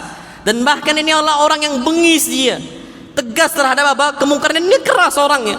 Tapi ternyata mudah menangis Umar bin Khattab ketika diingatkan tentang Allah Azza wa Jal. Pernah kondisi Masya Allah, Umar ibn Khattab melewati Abu Bakar dan juga Nabi kita Muhammad Sallallahu Alaihi Wasallam. Ternyata ketika mendapati Abu Bakar dan Rasul menangis, Umar nanya, ya Rasulullah, lima bakit? Wahai Rasul, kenapa kau menangis? Wahai Abu Bakar, lima bakit? Wahai Abu Bakar, kenapa kau menangis? Illam ajid bukaan tabakaitu li bukaikuma. Kalau aku nggak tahu alasan kenapa kalian menangis, aku akan menangis karena kalian berdua menangis. Mudah memang matanya Umar bin Khattab radhiyallahu taala anhu, walaupun dia adalah orang yang keras, mudah menangis, dan itu adalah memang sifat-sifat orang-orang yang Allah cintai. Dia ini tulus di hadapan Allah Azza wa Jalla, dan termasuk yang disebutkan oleh Nabi kita Muhammad SAW dalam hadis yang sahih, sab'atun yudhilluhumullahu fi dhillihi yauma la dhilla illa dhilluh. Ada 7 golongan yang mana mereka ini Allah akan naungi pada hari kiamat. Yauma la dhilla illa dhilluh, yang tidak ada naungan pada hari kiamat kecuali naungannya siapa? Allah Subhanahu wa taala. Siapa salah satunya? Wa rajulun, seseorang dia di malam hari berdua-duaan dengan Allah Azza wa Jalla, fafadat ainah, ketika dia ingat Allah Subhanahu wa taala, beribadah kepada Allah Subhanahu wa taala, fafadat ainah, air mata dia berlinangan, langsung turun. Karena apa? Mengingat Allah Subhanahu wa taala. Dan antum tidak akan pernah merasakan bagaimana khalwat. Wallahil adzim, Pak. Berdua-duaan dengan istri itu nikmat. Berdua-duaan dengan anak itu nikmat. Dan ana merasakan itu, Pak. Ana sering safar, ketika ana berpisah dari anak, berpisah dari istri itu memang wallah berat. Dan ketika kita bisa memiliki waktu spesial dengan mereka, dengan anak terutama, kemudian dengan istri, itu sebuah kenikmatan besar. Kita bercerita dengan anak sebagaimana anak bercerita dengan kita. Kita bercerita dengan istri sebagaimana istri bercerita dengan kita. Itu nikmat besar yang kita rasakan. Tapi ada batasnya. Kalau kita safar, kita berpisah dari istri kita, berpisah dari anak-anak kita, kita nggak bisa bercerita. Tapi kalau bercerita dengan Allah Azza wa Jalla, tidak pernah terpisah oleh waktu, tidak pernah terpisah oleh tempat. Cukup kita letakkan dahi kita dengan sholatnya di bawah lantainya, di atas sajadahnya, kita letakkan, itu kondisi yang paling dekat kita dengan Allah Azza wa Jalla. Kapan antum mau datang-datang? Kalau ana mau cerita kepada istri ana harus pulang dulu. Ana harus segerakan dulu. Kalau ana udah kangen dengan anak-anak, ana harus pulang dulu. Harus terpaksa pulang. Tapi kalau antum rindu dengan Allah Azza wa Jalla, antum tinggal cerita kepada Allah Azza wa Jalla. Antum ambil air wudu, antum sholat, cerita semua kepada Allah Subhanahu wa taala. Sedangkan hadis Nabi kita Muhammad SAW, aqrabu ma yakunul abdu min rabbih wa huwa sajidun fa'akthiru fihi du'a. Kondisi yang paling dekat antara seorang hamba dengan Allah Azza wa Jalla ketika dia kapan? Sujud. Fa'akthiru fihi du'a. Perbanyaklah kita ketika sujud untuk ngapain? Berdoa. Ceritakan semua ya ikhwah. Ceritakan habis sujud kita salam, angkat tangan kita. Antum ada masalah apa sekarang? Jangan cerita di sosial media. Jangan cerita kita tuh ke kawan-kawan kita. Lah, tutup serapat-rapatnya. Tetangga zalimin kita, fulan zalimin kita, hatta anak zalimin kita, istri zalimin kita. Jangan ceritakan ke siapapun, jangan. Tutupi itu semua, tutupi itu semua. Ceritakan cuman kepada siapa? Allah Subhanahu wa taala. Antum kalau cerita kepada Allah dan tidak pernah cerita kepada yang lain, antum akan merasakan nikmatnya bercerita kepada Allah. Antum akan merasakan bagaimana kualiti antum, waktu antum yang betul-betul berkualitas dengan Allah Subhanahu wa taala. Kenapa kita nggak pernah merasakan itu ya ikhwah? Karena kita sering cerita kepada makhluk. Besar musibah kita, besar cobaan kita, besar hal-hal menimpa kepada kita. Kita seringnya cerita kepada makhluk. Akhirnya kita nggak pernah merasakan bagaimana kualitas waktu kita kepada Allah Subhanahu wa taala. Nggak usah cerita. Makanya disebutkan Yakub alaihi salam sampai matanya memutih, sedih, ditinggal apa? Ditinggal pergi oleh Yusuf. Dijauhkan Yusuf alaihi salam dari abahnya, dari Yakub. Antum tahu kesedihan ini cuman diceritakan oleh Yakub hanya kepada Allah Azza wa Jalla. Sampai apa kata Allah? Wa biyaddat 'ainahu minal huzni wa huwa kadhim. Matanya Yakub, bola matanya Yakub tuh sampai memutih, dan bisa mata kalau sakit itu memutih itu bisa, dan bisa kembali. Manusia itu bisa katarak memutih itu bisa. Dan bahkan kalau antum melihara kambing, Ana nggak tahu, antum melihara kambing atau enggak? Ana melihara kambing domba. Itu ana pernah lihat kambing domba itu mata tuh sampai apa? Mutih. Karena dia sakit. Itu bisa buta, dia buta, wabiyat aina. Bisa sampai memutih, semua yang memutih. Bola mata nggak nampak lagi. Apakah bisa balik? Bisa balik. Kambing ana banyak yang balik, sembuh dia sampai mutih. Nanti diobatin kita sayang kita. Kalau domba ini antum bisa sayang antum bisa. Sama domba kambing tuh bisa, masya Allah. Ana melihara kambing tuh kambing besar, ada kambing bor besar itu. Itu masya Allah jinak betul. Dia tahu siapa tuannya. Ana keluar rumah nggak pernah ana kandangi. Ana kandangi cuman nggak pernah ana tutup. Ana setiap keluar rumah dia langsung keluar, masya Allah. Kita sayang. Tapi dia bisa sakit. Taib, Yakub alaihi salam pernah kondisi sakit, sedih terus. Karena sakit Yakub alaihi salam, matanya sampai apa? Memutih. Tapi apa kata Yakub? Innama ashku bathi wa huzni ilallah. Saya hanya bercerita tentang kesedihan hidup saya, tentang beratnya hidup saya hanya kepada siapa? Allah Subhanahu wa taala. Ini nunjukkan agar kita kembali kepada Allah. Karena rahmat Allah itu luas seluas-luasnya. Sebesar apapun musibah yang kita dapatkan, rahmat Allah jauh lebih luas. Maka dari itu ya ikhwah, biasakan agar kita berkhalwat kepada Allah, bukan berkhalwat kepada siapa? Kepada makhluk yang Allah Subhanahu wa taala. Taib. Ini ada sebab-sebab meraih rahmat Allah, tapi qaddarallahu wa ma syaa fa'al. Bagian ketiga ini ana enggak bisa sebutkan, udah jam 11. Tapi waktu itu sampai jam 11.10 ana ambil 10 menit ya untuk sebab-sebab mendapatkan apa? Rahmat Allah Subhanahu wa taala. Tapi yang pertama, rajinnya kita beristighfar.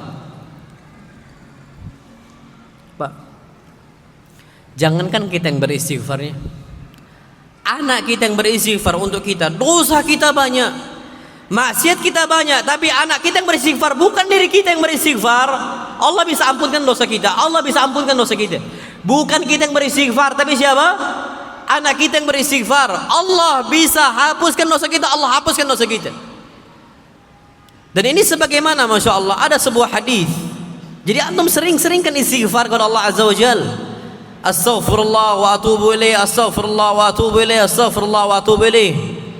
Ada sebuah hadis Nabi kita SAW mengatakan ada orang di zaman dulu, kata beliau sallallahu alaihi wasallam, dia ini semua maksiat dikerjakan, sebuah kemungkaran dia kerjakan, semuanya.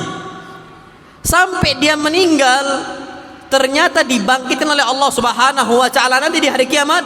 Ternyata Allah masukkan dia ke dalam surga. Setelah Allah masukkan dia ke dalam surga, Allah tinggikan derajat dia dengan setinggi-tingginya. Dia pun kaget. Dia mengatakan, "Ai Rabbi, anna li hadza?" Ya Allah, bagaimana mungkin saya ini bisa masuk surga dan engkau angkat saya derajat dengan derajat yang tinggi? Anna li hadza ya Allah, gimana kau bisa? Apa jawaban Allah Subhanahu wa taala? Bistighfari waladika lak.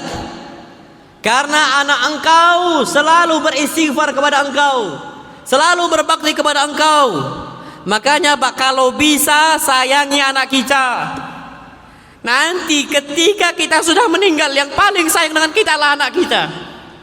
Kaum muslimin lupa, antum punya kawan yang sudah meninggal, antum ingat dengan mereka? Apakah antum sering mengucapkan Allahumma ighfir lahu warhamhu wa'afi wa'fu anhu selalu setiap hari? Enggak Pak, kawan-kawan kita sudah lupa dengan kita, kecuali para ulama. Setiap nama mereka disebut rahimahullah, rahimahullah. Tapi siapa kita Pak? Siapa diri kita? Siapa yang kenal dengan kita? Kawan-kawan kita pun tidak kenal kita. Dan kita ini, nama kita bisa apa? Punah di kelang zaman. Bisa punah nama kita. Ulama-ulama enggak punah. Nama mereka selalu disebut rahimahullah. Tapi kita siapa? Taib, kalau seperti itu Pak, yang ingat dengan antum itu cuma anak-anak antum biasanya. Maka apa? Aset. Jangan sampai kita nih Pak, kita siksa anak kita, kita pukul anak kita. Jangan Pak. Wallahi jangan. Antum cubit sampai biru tuh Pak. Jangan Pak. Besar dia tuh nanti, dia ingat memori anak itu memori yang kuat. Terngiang di dia. Makanya apa kata Nabi SAW? Irhamu man fil ardi, sayangi semua yang ada di atas muka bumi. Yarhamukum man fis sama. Allah akan sayang kepada kalian. Kenapa ini orang dia ini berbuat dosa, semua dosanya. Yang ingat dengan dia cuman siapa? Anaknya. Dan antum tanyakan di luar sana, Pak, orang-orang awam, pemuda-pemuda ini sekarang, antum tanyakan doa untuk kedua orang tua. Banyak yang enggak tahu. Antum tanyakan nanti keluar, doa kebaikan untuk orang tua. Banyak yang enggak tahu. Nunjukkan mereka ini banyak yang tidak pernah tahu dan bahkan enggak pernah mendoakan untuk apa? Orang tuanya. Udah berapa kali kita mengucapkan di hari ini, Rabbi firli wali walidayya warhamhuma kama rabbayani shaghira. Anggaplah bapak kita masih hidup, terus doakan doa. Apalagi sudah apa? Wafat. Berapa kali kita ucapkan itu, Pak? Sedangkan Allah Subhanahu wa taala hapuskan dosa bapak kita, dosa ibu kita, bistighfari waladika lak. Dengan anak engkau beristighfar kepada engkau. Maka dari itu kita berbanyak istighfar. Dan ternyata Nabi kita Muhammad sallallahu alaihi wasallam adalah orang yang rajin beristighfar. Bahkan apa kata Nabi SAW? Beliau mengatakan istaghfiru rabbakum wa tubu ilaih. Istighfarlah kepada Allah, bertobatlah kepada Allah Subhanahu wa taala fil yaum. Fa inni astaghfirullah wa atubu ilaih fil yaumi 100 marrah. Karena saya beristighfar dan bertobat kepada Allah dalam sehari itu bisa sampai 100 kali. Maka apa? Beristighfar kepada Allah Subhanahu wa taala dan Allah akan mengampunkan dosa-dosa kita. Kemudian apa yang berikutnya agar kita mendapatkan rahmat Allah? Ingat, selalu beramal soleh. Amal soleh kita akan menghapus dosa kita yang salah, yang dahulunya. Sebanyak apapun maksiat-maksiat kita, kalau kita ganti dengan pahala-pahala itu, Allah akan gantikan semuanya insyaallah. Karena disebutkan dalam ayat Allah Subhanahu wa taala, innal hasanat yudhhibna sayyiat. Sesungguhnya pahala-pahala amal soleh kita itu akan menghapuskan dosa-dosa kita. Antum tahu ada kesalahan besar yang dilakukan oleh Wahsy. Dia membunuh apa? Paman Nabi kita Muhammad sallallahu alaihi wasallam, yang mana Islam dulu tertekan, Islam dulu diboikot, Islam dulu dihinakan. Sebab Islam bisa jaya, salah satu orang yang menjadi sebabnya Hamzah ibn Abdul Muttalib. Ternyata Wahsy salah besar. Wahsy membunuh Hamzah bukan karena Wahsy benci dengan Hamzah, bukan. Tapi alasannya Wahsy mau merdeka. Dan Wahsy ditawarkan, kalau seandainya engkau membunuh Hamzah ibn Abdul Muttalib, maka dia akan dimerdekakan. Jadi tujuan Wahsy untuk menombak Hamzah ibn Abdul Muttalib bukan karena benci kepada Hamzah, bukan, tapi karena dia mau merdeka. Dicarilah, dan memang Wahsy ini adalah seorang penombak ulung. Jagoan nombak. Dicari Hamzah ibn Abdul Muttalib, ditombak di depan dia, di hadapan dia, sampai kena. Hamzah ketika kena tombakan Wahsy, Hamzah pun langsung ngejar Wahsy. Jadi Hamzah itu nggak langsung tersungkur. Hamzah saking kuatnya Hamzah, karena Hamzah ini disebutkan buruan dia itu bukan buruannya hewan burung kelinci, bukan. Buruannya Hamzah itu singa, harimau. Kulitnya itu dijual sama Hamzah. Hamzah ibn Abdul Muttalib. Jadi dia buru itu buru apa? Yastad al-usud. Yang dia buru itu al-usud, singa. Hamzah ibn Abdul Muttalib. Dan itu terjadi. Nah, ketika Wahsy menombak Hamzah ibn Abdul Muttalib, Hamzah ini nggak langsung jatuh, nggak langsung meninggal. Hamzah bangkit lagi dikejar Wahsy. Dihalangi oleh satu orang kafir. Dilawan oleh apa? Oleh Hamzah bin Abdul Muttalib. Mati orang kafir ini, tapi Hamzah juga apa? Ketika itu juga meninggal radhiyallahu taala anhu. Kaburlah Wahsy. Dan ternyata Wahsy ini itu belum masuk Islam sampai Fathu Makkah. Sampai kembali Nabi sallallahu alaihi wasallam ke penaklukan kota Makkah. Wahsy tahu, kalau Nabi dapetin saya akan dibalas bunuh. Karena memang ada beberapa nama yang sudah diincar oleh Nabi, diburon oleh Nabi. Salah satunya sahabat Nabi kita Muhammad, Ikrimah bin Abi Jahal. Sahabat Nabi, bapaknya Abu Jahal, anaknya Ikrimah. Itu udah dibilang yang dapat ini Ikrimah bin Abi Jahal, bunuh dia. Dimanapun kau dapat bunuh dia. Wa in kana muta'alliqan bi astaril Ka'bah, walaupun dia ini bergelantungan di kain Ka'bah sembunyi, bunuh dia, dapati dia.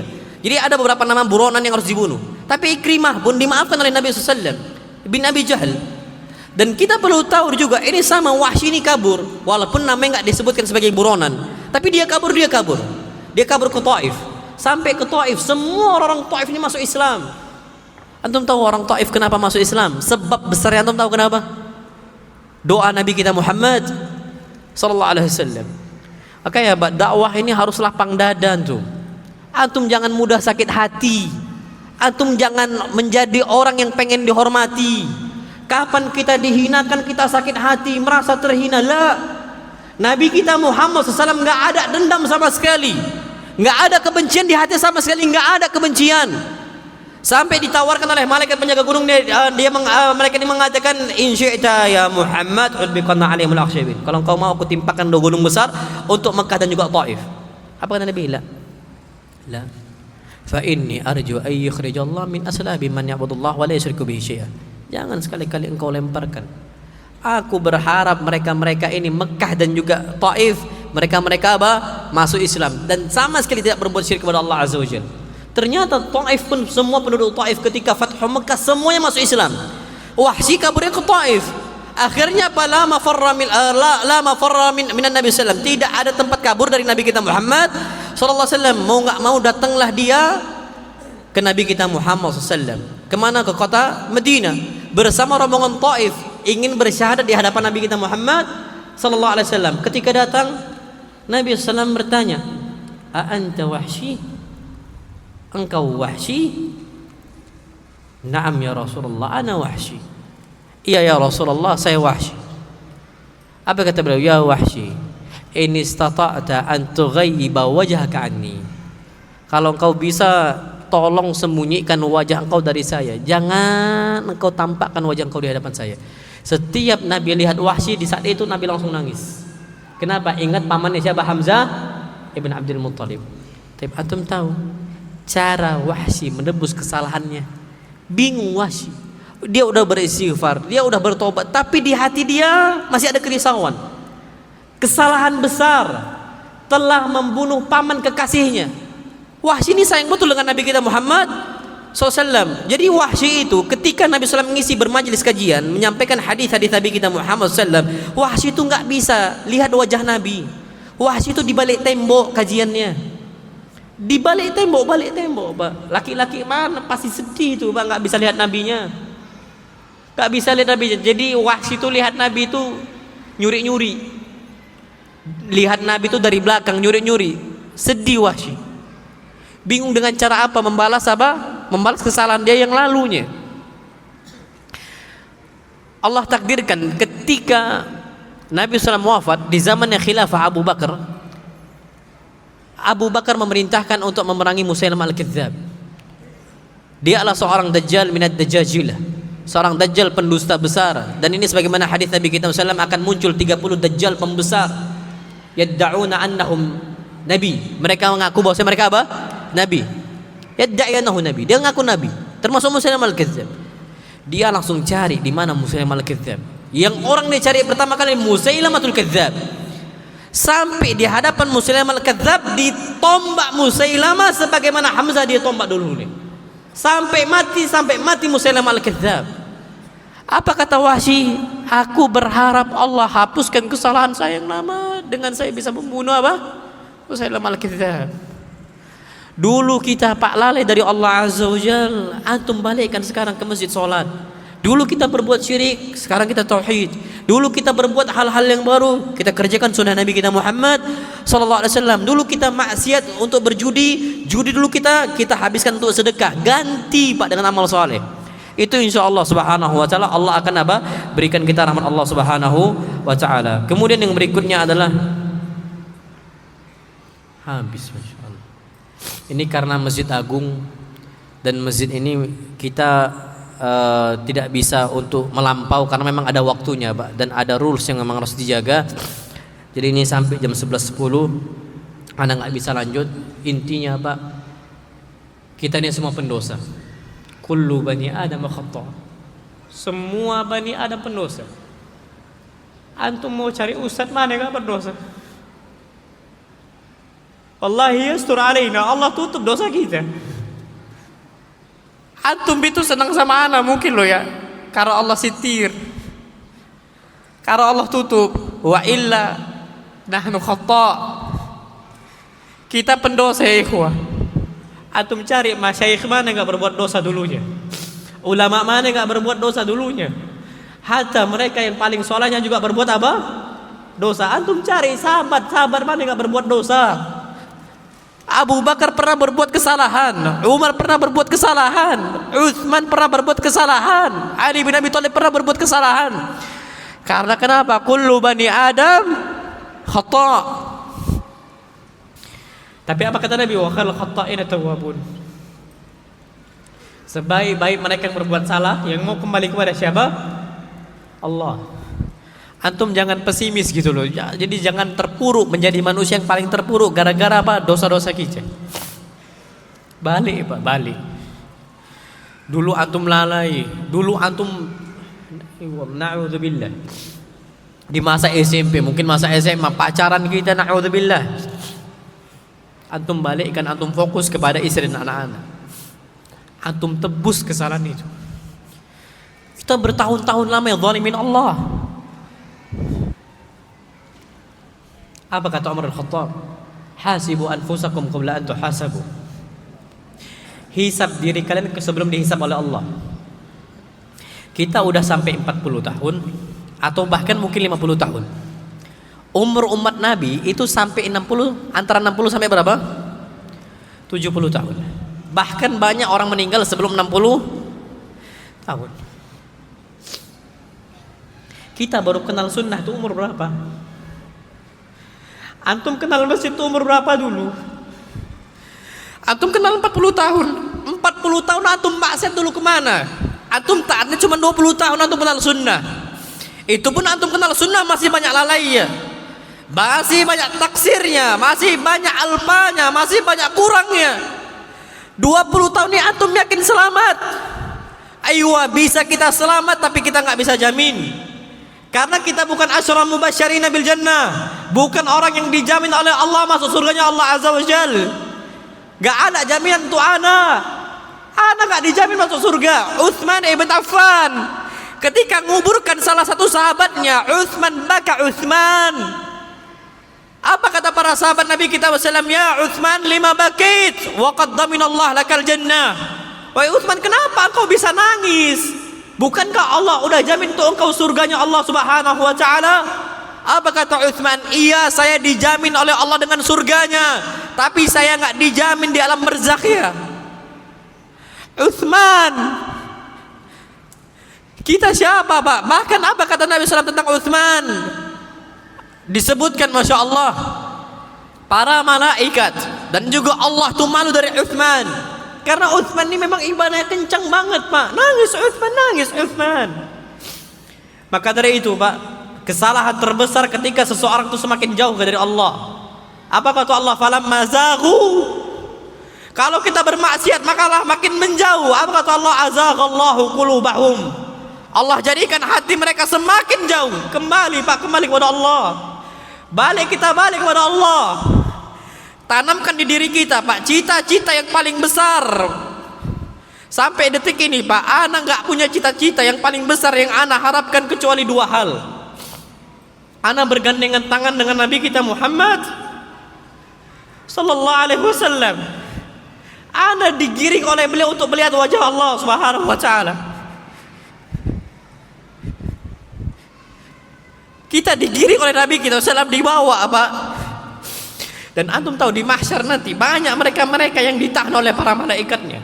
Dan Nabi SAW nunggu kita di telaga beliau SAW. Beliau tunggu. Wa ana faratuhum alal haud. Aku tunggu mereka semua di telaga saya. Kita ini ada janji temu meeting dengan Nabi kita SAW. Nabi tunggu, tapi banyak dihalangi. Bahkan Nabi SAW pernah nangis. Dilihat oleh para sahabat Nabi kita Muhammad SAW. Apa kata Nabi SAW? Ketika beliau nangis, beliau merintih mengatakan, waditu law anni laqitu ikhwani. Aku kenapa tiba-tiba kangen ya, kata beliau. Nabi itu sampai kangen. Dan kita nggak ada kerinduan dengan Nabi kita Muhammad sallallahu alaihi wasallam. Waditu law anni laqitu ikhwani, aku kangen betul untuk jumpa, aku pengen berharap betul untuk jumpa dengan apa? Saudara-saudara saya. Para sahabat sampai tercengang. Mereka mengatakan, ya Rasulullah, alasna ikhwanak? Bukankah kami ini saudara-saudara engkau ya Rasulullah? Qala la, bal antum ashabi. Engkau bukan itu. Kalian ini hanyalah sahabat-sahabat saya. Walakin ikhwani alladzina amanu bi wa lam yalqauni. Mereka itu yang beriman kepada saya padahal mereka belum lihat saya. Wallahil Pak, nikmat besar kita nggak lihat Nabi SAW, tapi kita percaya dengan hadis-hadis Nabi kita Muhammad SAW. Antum nggak pernah lihat Nabi, antum nggak pernah nyentuh wajah Nabi SAW, antum nggak pernah berpelukan dengan Nabi kita Muhammad SAW, tapi antum beriman, antum di atas sunnah Nabi kita Muhammad SAW. Wa in syatamakan nas, walaupun kita dicela oleh manusia, kita tetap berada di jalan Nabi kita Muhammad sallallahu alaihi wasallam. Apa kata beliau? Wa ana furtum alal haud. Aku tunggu mereka semua di telaga saya. Ketika Nabi SAW di padang mahsyar, beliau di telaga Nabi SAW, beliau nunggu. Ketika itu beliau kenal wajah-wajah sebagian orang yang dulunya sahabat Nabi kita SAW. Tapi mereka murtad dan nggak pernah kembali lagi. Ketika itu Nabi SAW mengatakan, ummati, itu umat saya, jangan cegah mereka wahai para malaikat. Para malaikat pun mengatakan, ya Muhammad, innaka la tadri ma ahdathu ba'dak. Engkau nggak tahu apa yang mereka kerjakan setelah kau wafat. Apa yang mereka perbuat setelah kau wafat. Mereka membangkang kepada Allah Azza wa Jalla. Bagaimana kami memberikan akses kepada mereka untuk menjumpai engkau? Apa kata Nabi SAW? Beliau mengatakan, sohkan, jauhkan dia dari saya. Sohkan. Pak, kita kalau dikatakan oleh Nabi SAW, sohkan, jauhi saya Pak, sedih, wallah sedih. Dan kalau Nabi udah ucapkan sohkan, jauhi saya, siapa yang nunggu kita? Neraka Jahannam. Dan antum tahu neraka Jahannam? Neraka Jahannam ini buas, bengis, siksaannya keras. Bahkan Allah Subhanahu wa taala pernah bertanya kepada neraka Jahannam, halim tala wa yauma naqulu li jahannam halim tala wa taqulu hal mim mazid. Kami katakan untuk neraka Jahannam, halim talati, apakah engkau terisi penuh wahai Jahannam? Hal mim mazid, tambahkan lagi Allah. Hal mim mazid, tambahkan lagi Allah. Kalau kita udah dikatakan sohkan oleh Nabi, dan kita nggak akan bisa lihat wajah Allah Subhanahu wa taala. Maka dari itu ya ikhwah, cita-cita kita yang terbesar kembali kepada Allah di dunia, maka kita akan digiring oleh Nabi kita Muhammad SAW. Dan semua orang akan mendapatkan nikmat untuk berpelukan dengan Nabi SAW. Semuanya. Ketika mereka masuk surga, semua akan bisa merasakan bagaimana nyentuh tangan Nabi SAW. Dan tangan Nabi SAW itu disebutkan lebih lembut dibandingkan lembutnya sutra. Tangan Nabi kita Muhammad SAW digandeng untuk lihat wajahnya Allah Subhanahu Wa Taala. Dan itu nikmat yang paling besar. Maka dari itu kembalilah kita ke rahmat Allah Subhanahu Wa Taala, dan antum jangan pesimis. Dan insya Allah Subhanahu Wa Taala, Allah mudah-mudahan Allah kumpulkan kita di dunia di rumahnya Allah, dan Allah kumpulkan kita di akhirat di surganya Allah Subhanahu wa taala. Amin ya rabbal alamin. Ini yang dapat Ana sampaikan. Yang benar datangnya dari Allah Azza wa Jalla, dan yang salah datang dari Ana pribadi dan syaitan, dan Ana berlindung dari kesalahan tersebut. Dan kalau ada yang tersinggung, Ana juga mohon maaf, karena Ana manusia yang penuh salah dan banyak alpa. Dan insyaallah subhanahu wa taala setelah ini kita akan lanjutkan dengan tanya jawab. Tafadhalu, kalau ada pertanyaan silahkan. Baik, barakallahu fiik Ustaz wa ala ma'al dan kalimat thayyibah. Syukran lakum jami'an. Kepada para ikhwan dan akhwat hadirin wal hadirat, barangkali ada yang ingin ditanyakan, akan kami berikan kesempatan satu pertanyaan secara langsung untuk ikhwan, satu pertanyaan untuk akhwat. Dan kami beri tahukan kepada anak-anak kami yang tadi sudah diberikan pulpen dan catatan agar dikumpulkan kepada panitia yang berada di belakang. Insyaallah 60 pertama pengumpulan akan diberikan hadiah dari panitia. Barangkali Ustaz, insyaallah ini kita ada hadiah Ustaz. Iya. Mungkin ada pertanyaan dari Ustaz Ulum yang akan kita lontarkan kepada Jamaah. Taib. Akan kita berikan hadiah Ustaz. Taib. Ini ada beberapa hadiah nih untuk jamaah. Insyaallah subhanahu wa ta'ala ana yang dikasih amanah untuk bertanya.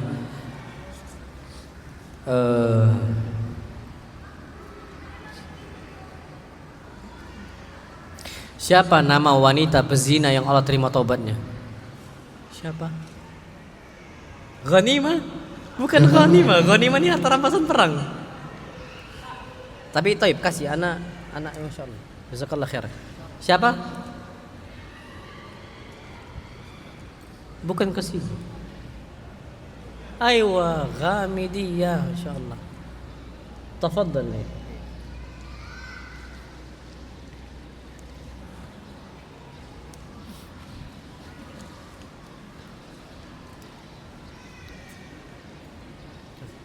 Masyaallah.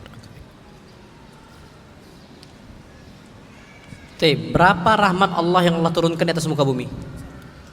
1, insyaallah. Barakallahu fikum. Wa iyyakum. Apa gelar sahabat peminum khamr? Himar, Masya Allah. Tafadhal. Yang mana? Yang itu. Tadi dapat. Enggak yang ini. Udah. Yang ini tadi. Iya.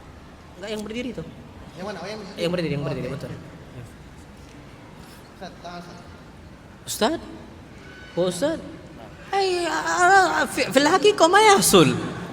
Gimana Ustaz dapat? Ma yahsul aslan. Jazakallah khair Ustaz, Masya Allah. Harusnya nggak boleh lah Ustaz. كيف يحصل ولا ما يحصل؟ أيوة. هذا خاص للأستاذ، هذا خاص. ما شاء الله ما شاء الله. الله يبارك فيكم Ustaz. Amin ya Rabb. Baik, siapa ada yang mau bertanya secara langsung? Silakan Pak. Ini satu lagi ada siwak ini. Ini Ustaz, kita ada beberapa hadiah lagi. Ini kita berikan kepada yang menanyakan Ustaz. Oke, berarti masukkan lagi. Afwan Ustaz ya. Nah. Tafadhal.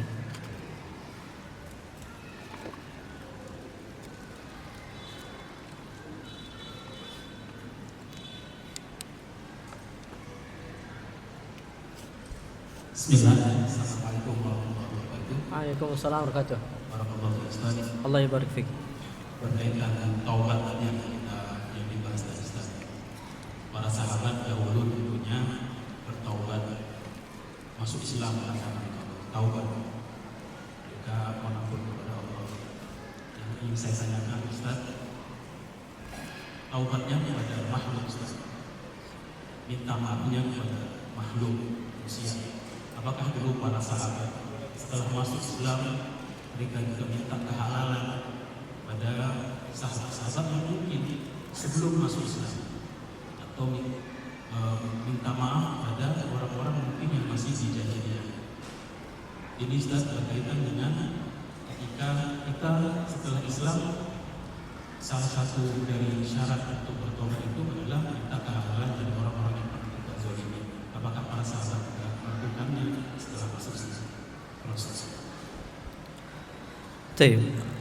Naam, sahih. Disebutkan dalam sebuah hadis Nabi kita Muhammad sallallahu alaihi wasallam, beliau bersabda, al-islamu yajubbu ma kana qablah. Yang namanya Islam itu menghapuskan kesalahan kita sebelum Islam. Ini sebagaimana hadis Nabi yang sama, at-taubatu tajubbu ma kana qablaha. Yang namanya taubat itu menghapuskan dosa-dosa sebelum apa? Taubat kita. Tapi itu kalau berkaitannya dengan hablun minallah, urusan kita dengan siapa? Allah SWT. Tapi ada dosa yang urusannya dengan apa? Makhluk manusia. Ini hadis Nabi SAW berlaku. Apa kata beliau? Man kanat lahu madlamatun li akhihi falyatahallalhu al-yawm. Barang siapa yang memiliki kezaliman untuk saudaranya di dunia, maka minta maaflah sekarang, minta kehalalan sekarang. Kenapa kata beliau qabla alla yakuna lahu dinar wala dirham, sebelum tidak akan bermanfaat baginya dinar ataupun dirham pada hari kiamat. Kita nih Pak, bermanfaat dinar, uang fulus bermanfaat di mahkamah dunia. Hakim bisa disogok, jaksa bisa disogok, Di mana? Di dunia, mahkamah dunia. Tapi mahkamahnya Allah Subhanahu wa taala Maliki Yaumiddin. Allah pemilik mahkamah yang paling besar, sidang yang paling besar, sidangnya Allah Azza wa Jal. Didatangkan semua saksi-saksinya, dan ternyata didatangkan juga Al-Quran Al-Karim sebagai hujjah atas kita atau hujjah yang membela kita, yang nuntut kita atau membela kita. Kita di dunia ada pengacara yang membela kita, tapi di dunia juga ada jaksa yang nuntut kita. Al-Quran akan juga didatangkan oleh Allah Azza wa Jal. Itu semua akan didatangkan. Dan ternyata di dunia ini nggak akan bisa bermanfaat dinar ataupun dirham sebagian dunia. Kalau hakim kita bisa sogok, malaikat mustahil. Nggak akan ada cerita itu. Makanya kata Nabi SAW, "Falyatahallalhul yawm." Minta maaf sekarang. Terus gimana cara minta maafnya? Minta maaf secara umum saja. Jangan antum sebutkan secara detail. Kenapa? Pasti dia nanti akan apa? Berkecil hati, akan bersedih, dan itu bisa membuat urusan menjadi renggang. Antum nggak usah ceritakan dulu, ana ngomongin antum di jam sekian, ana bahas A, B, C, nggak usah. Antum katakan, akhi, entah kenapa ana kok tiba-tiba ingat Allah. Ana mohon maaf kalau ada salah sama antum. Antum sampaikan itu. Ana takut kepada Allah. Kalau ana ada salah, maafkan ana. Dan antum nggak usah detailkan itu. Sudah, itu cara minta maaf yang paling apa? Yang paling baik. Jadi tetap para sahabat tuh minta maaf. Tetap apa? Minta maaf. Karena ada hadis Nabi kita SAW yang mengatakan wajibnya kita apa? Minta maaf. Tapi gimana kalau seandainya mereka sudah meninggal, orang yang dibunuh mereka sudah meninggal? Itu gimana kondisinya? Maka kita beristighfar untuk dia sebagaimana kita beristighfar untuk diri kita. Kita terus mintakan ampun untuk dia. Kalau nggak bisa juga kita tambahkan lagi dengan sedekah untuk apa? Untuk nama dia dan seterusnya. Jadi caranya seperti itu. Kalau seandainya dia sudah apa? Meninggal. Makanya sebelum meninggal kalau bisa minta maaf lah. Sekarang kalau makanya yang paling besar itu orang tua. Yang paling besar itu orang tua, karena kita nih jarang ganggu orang tuh, jarang zalimin orang dengan lisan tetangga. Untuk tetangga tuh jarang. Tapi orang yang paling sering kita zalimin itu orang paling dekat. Antum tahu surat Abasa, kenapa kita disebutkan yauma yafirrul mar'u min akhi? Seseorang itu akan kabur dari saudaranya karena orang yang paling sering kita zalimi, orang paling dekat. Abang adik itu sering bertengkar, minta maaf. Wa ummihi wa abi, dan ibu dan apa? Bapaknya. Orang yang paling kita zalimi itu orang yang paling dekat, ibu dan apa? Bapak. Minta maaf sekarang.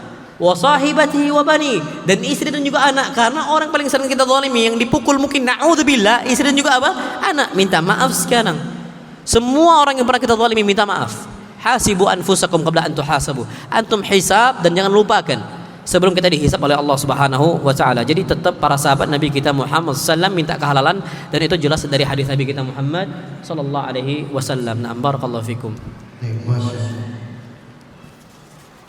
Ada pertanyaan Ustaz? Ini insyaallah langsung kita menggunakan teks ya, ada kertas pertanyaan. Assalamualaikum Ustaz, semoga Allah menjaga Ustaz beserta keluarga. Afwan, ana mau bertanya, bagaimana cara meninggalkan maksiat yang masih suka dikerjakan, maksiat yang dulu sering dikerjakan, sekarang ana mau meninggalkan tapi kadang-kadang masih hilaf. Ayo, masya Allah. Ada sebuah hadis ini hadis yang agung sekali. Cerita dari tentang sahabat Nabi kita Muhammad sallallahu. Dia ini sahabat kecanduan berzina, laki-laki kecanduan berzina. Dia itu pengen terus berzina.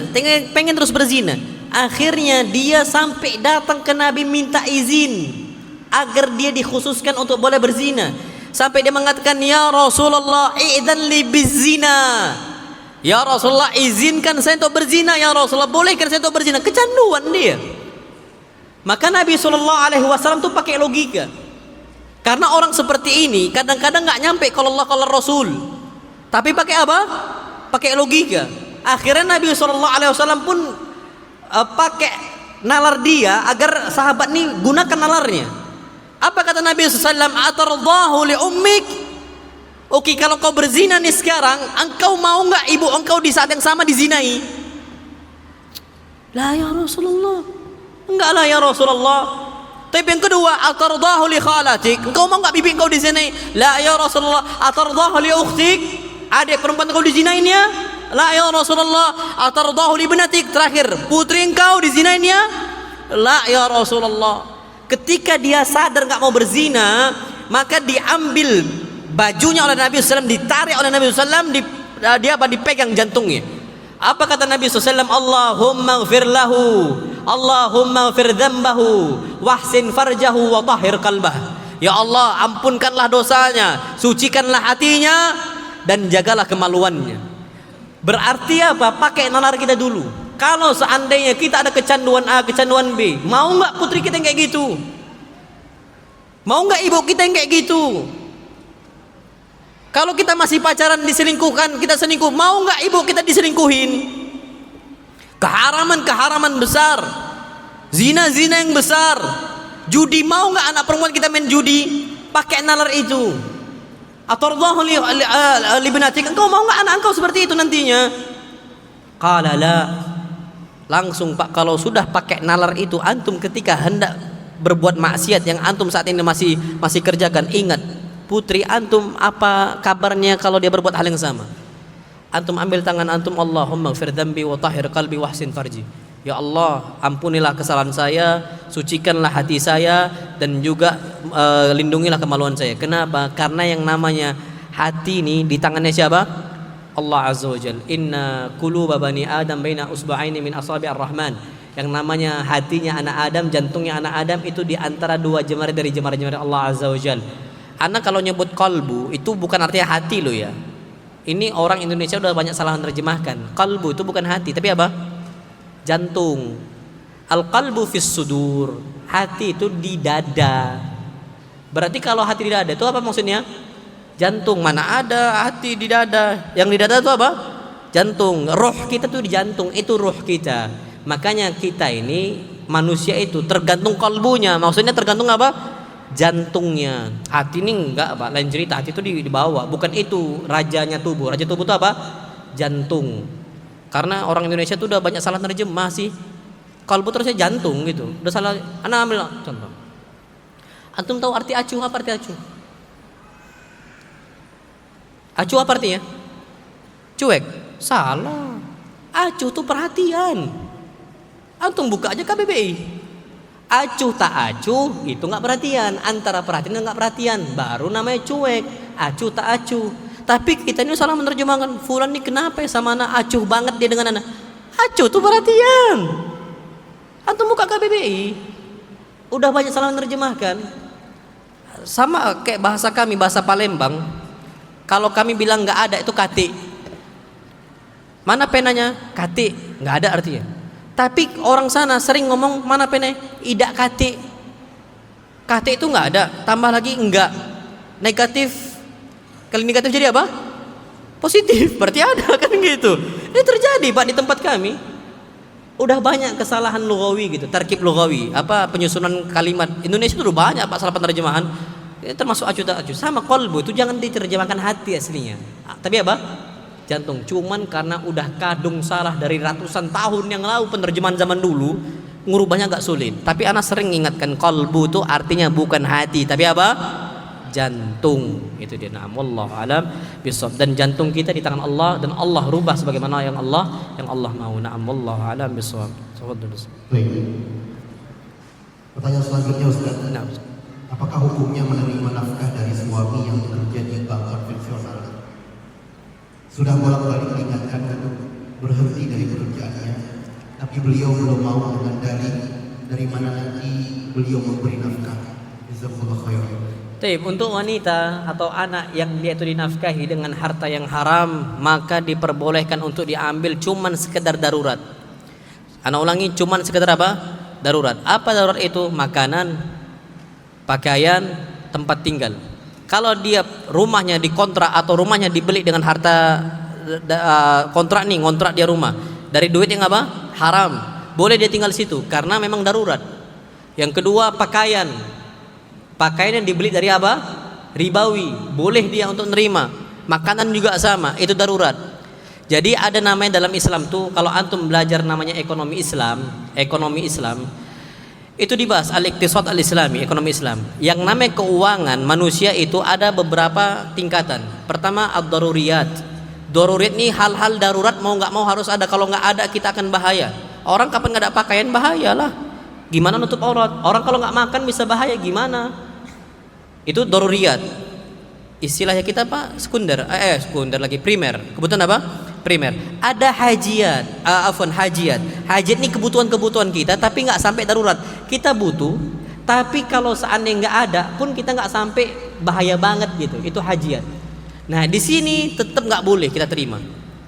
Terakhir tahsiniyat. Tahsiniyat ini pelengkap. Pelengkap itu seperti apa? Make up, tas. Ini nggak boleh beli make up berarti pakai duit suami. Berarti gimana? Usaha sendiri istri. Usaha sendiri. Kenapa? Karena duit suami duit yang apa? Haram. Itu harus antum jaga tubuh dari harta yang haram. Makanya berat kondisi seperti itu. Berat banget kondisi seperti itu. Makanya sebagian para ulama mengatakan kalau seandainya dia dinasihati nggak mau berkali-kali dinasihati, boleh wanita untuk khulu gugat cerai. Tapi kalau dia bisa sabar maka itu lebih baik bagi dia. Boleh. Kenapa? Khawatir takut masuk yang haram. Karena kalau tahsiniyat Pak, kita nggak butuh sebenarnya make up amat. Kita nggak butuh sebenarnya tas banget, enggak. Tapi sekarang ternyata banyak wanita yang ngambil dari uang tersebut, dari harta yang haram. Maka itu tidak boleh. Jadi diperbolehkan cuma 3 hal tadi yang daruriyat, yang nggak bisa mau nggak mau harus ada. Makanan, pakaian sama apa? Tempat tinggal, itu yang diperbolehkan. Selebihnya antum tahan. Saran anak untuk ibu-ibu jualan. Sekarang para wanita bisa mendapatkan uang itu bisa dengan cara jualan di toko hijau, toko oranye. Cuman jualan tolong jaga marwah. Jangan kayak emak-emak Facebook Pro. Udah rusak semua marwahnya. TikTok live itu udah semua rusak. Marwahnya semua rusak. Hatta akhwat-akhwat bercadar itu semua rusak marwahnya. Gara-gara TikTok inilah. Memang toksik lingkungan TikTok itu. Facebook itu. Facebook Pro-nya ya, anak nggak ngerti Facebook Pro itu apa bedanya dan sebagainya. Tapi ala kuliah ini lingkungan toksik, Pak. Jangan sampai wanita silahkan jualan. Dan beberapa istri ustadz anak kenal, masya Allah, itu jualannya jualan. Di mana? Di TikTok itu, live TikTok dan sebagainya. Tapi dia jaga marwahnya. Yang penting dia itu berusaha untuk, kalau seandainya untuk umatnya dia menghindar dari harta yang haram yang dikasih oleh siapa? Suaminya. Na'amullahu alam bisawab. Tafadhal yang lain. Pertanyaan selanjutnya Ustaz, apakah dosa durhaka seorang istri yang belum meminta maaf kepada suaminya hingga suaminya meninggal dunia, dapatkah diampuni Allah? Gimana tadi? Apakah dosa durhaka seorang istri yang sebelum meminta maaf kepada suaminya, kemudian suaminya meninggal dunia sebelum meminta maaf, apakah diampuni Allah? Tapi ampunan itu bimasyiatillah, terserah Allah, di bawah kehendaknya Allah Subhanahu wa taala. Tapi itu tetap jadi tanggungan. Makanya para wanita akan kabur dari siapa? Suami, takut ditagih itu nanti, takut ditagih. Kenapa nunggu meninggal? Antuna berbuat salah sekali loh ya, wanita berbuat salah sekali, harus minta maaf di saat itu juga. Hadis Nabi sallallahu alaihi wasallam disebutkan, Mbak, masya Allah, dalam hadis yang sahih Nabi mengatakan, maukah aku kabarkan kepada kalian binisaikum min ahli jannah, dengan wanita-wanita istri-istri kalian dari penduduk surga? Bala ya Rasulullah, tentu ya Rasulullah. Siapa mereka? Mereka adalah wanita-wanita ketika berbuat salah, idza zalamat au zulimat. Masya Allah. Kalau dia berbuat salah atau suami yang zalimin dia, masya Allah, maka dia yang minta maaf. Sampai dia mengatakan, la aghmid hatta tardha, la abtahil hatta tardha. Saya ini nggak bisa tidur sampai engkau ridho maafkan saya. Padahal dia yang dizalimin. Makanya kenapa wanita-wanita adalah orang yang paling banyak menduduki api neraka? Karena memang wanita orang paling susah minta maaf. Betul nggak, Pak? Oh, nggak ada yang ngaku. Bu, ibu-ibu belakang ya. Bu, betul nggak, Bu? Iya, betul. Wanita adalah orang yang paling susah minta maaf.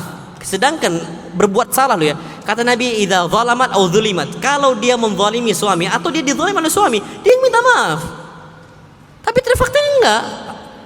Dan laki-laki ini lain, Pak. Laki-laki ini sikapnya itu gentle. Laki ini nggak terlalu ngurusin hati dia. Istri yang salah dia gampang minta maaf. Suami, istri yang salah gampang dia minta maaf. Tapi Tapi ketika suami udah minta maaf, istrinya masih apa? Nggak mau minta maaf. Padahal dicontohkan dulu oleh suaminya. Itulah sebab wanita memang kebanyakan mereka di mana? Neraka. Tapi ada rahasia besar. Kebanyakan di surga wanita atau laki-laki? Kalau neraka kan sepakat nih, kebanyakan apa? Wanita. Di surga sekarang, kebanyakan wanita atau laki-laki? Wanita atau laki-laki? Wanita. Tapi bidadari. Bukan manusia, bidadari. Kenapa? Satu laki-laki itu sab'un min hurin 'ain, dapat 70 bidadari.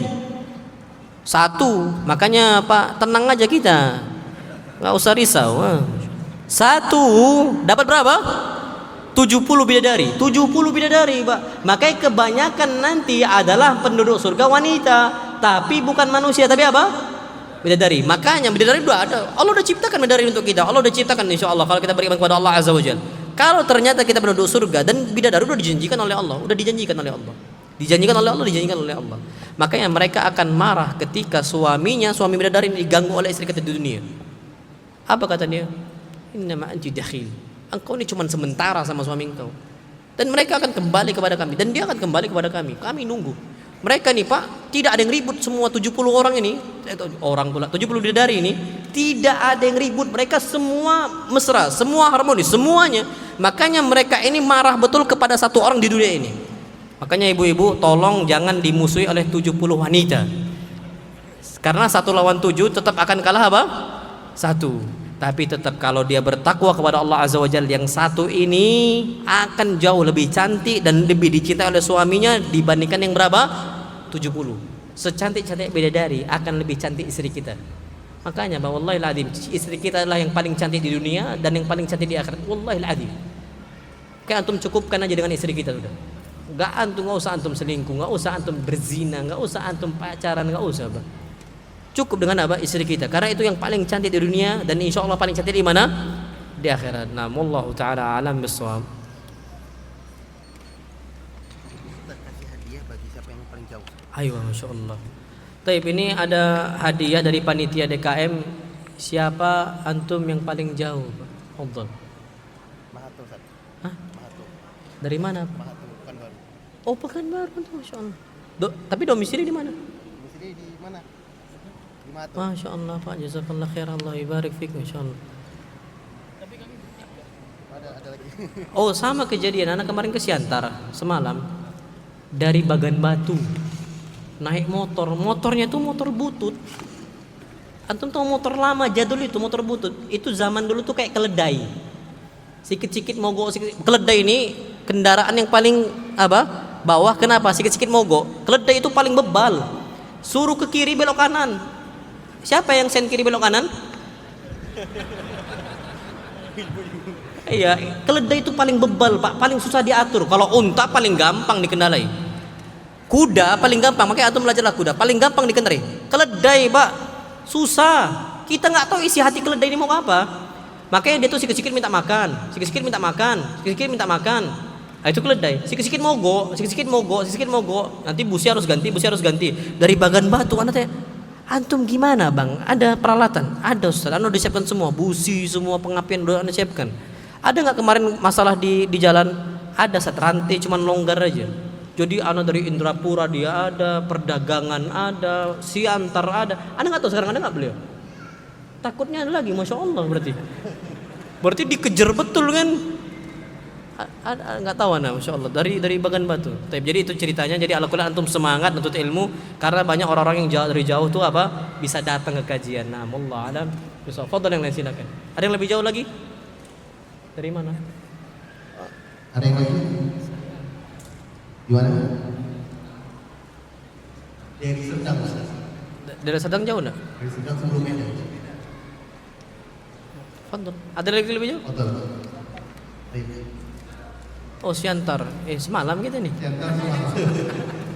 Foto. Tapi emak-emaknya. Mama. Tapi ini apa nih isinya? Oh, parfum untuk emak-emak nih, untuk suaminya, di hadapan suaminya. Tapi siapa ibu-ibu yang paling tua? Insya Allah susah mereka jawab. Karena emak-emak nggak mau dibilang apa? Tua. Fadl, emak-emak yang paling tua siapa, Bu? Sebutkan, Bu, berapa umurnya? Yang belakang panitia ada kedengaran nggak? Dengar. Berapa ibu-ibu?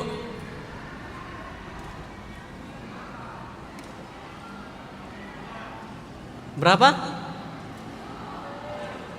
Oh, 67, Fadl. Baik. 70? Ya. Masya Allah. 70 nanti insya Allah dapat hadiah dari Ustaz. 70. Ada yang lebih? Berapa, Bu? 73. Masya Allah, 73. Fadl, yang 73 yang dapat. 73. 73 itu masih muda. Anak ngomong masih muda karena menghibur. Wa illa saya udah apa? Tua. Makanya ada salah seorang wanita di zaman Nabi itu sampai nangis. Padahal Nabi ngomong apa adanya. Ya Rasulullah, doakan saya agar saya masuk surga. Apa kata Nabi? Innal jannah la yadkhuluha ajuz. Yang namanya surga nggak akan dimasuki oleh wanita tua. Nangis, pulang nangis. Ternyata apa kata Nabi? Basyirha, kabarkan kepada dia bahwasanya dia yang tua jadi apa? Muda. Langsung senang lagi dia, masya Allah. Itu umur yang seperti itu. Namullah alam bisawab. Fadl, bapak-bapak yang lebih jauh lagi ada lagi nggak? Fadl. Nanti bisa dikasih. Oh, bapak-bapak yang paling tua lah. Baik, jazakumullah khairan Ustaz. Kami beritahukan kepada para akhwat yang barangkali mengambil foto atau video agar tidak memposting atau lebih baiknya dihapus. Iya, jangan di share di media sosial. Kemudian kepada anak-anak kami tadi yang akhwat khususnya yang sudah mengumpulkan catatan yang sudah kita bagikan, itu insya Allah nanti akan mendapatkan hadiah dari panitia. Bagi akhwat insya Allah nanti akan ada panitia yang di belakang pintu akhwat insya Allah. Kemudian kepada hadirin dan hadirat yang dimuliakan Allah, alhamdulillah hari ini kita Anak tutup sampai sini tanya anak kuliah. Insya Allah besok ada balik. Ini malam terakhir nanti. Di mana terakhir? Serampa. Terakhir insya Allah di Serampa.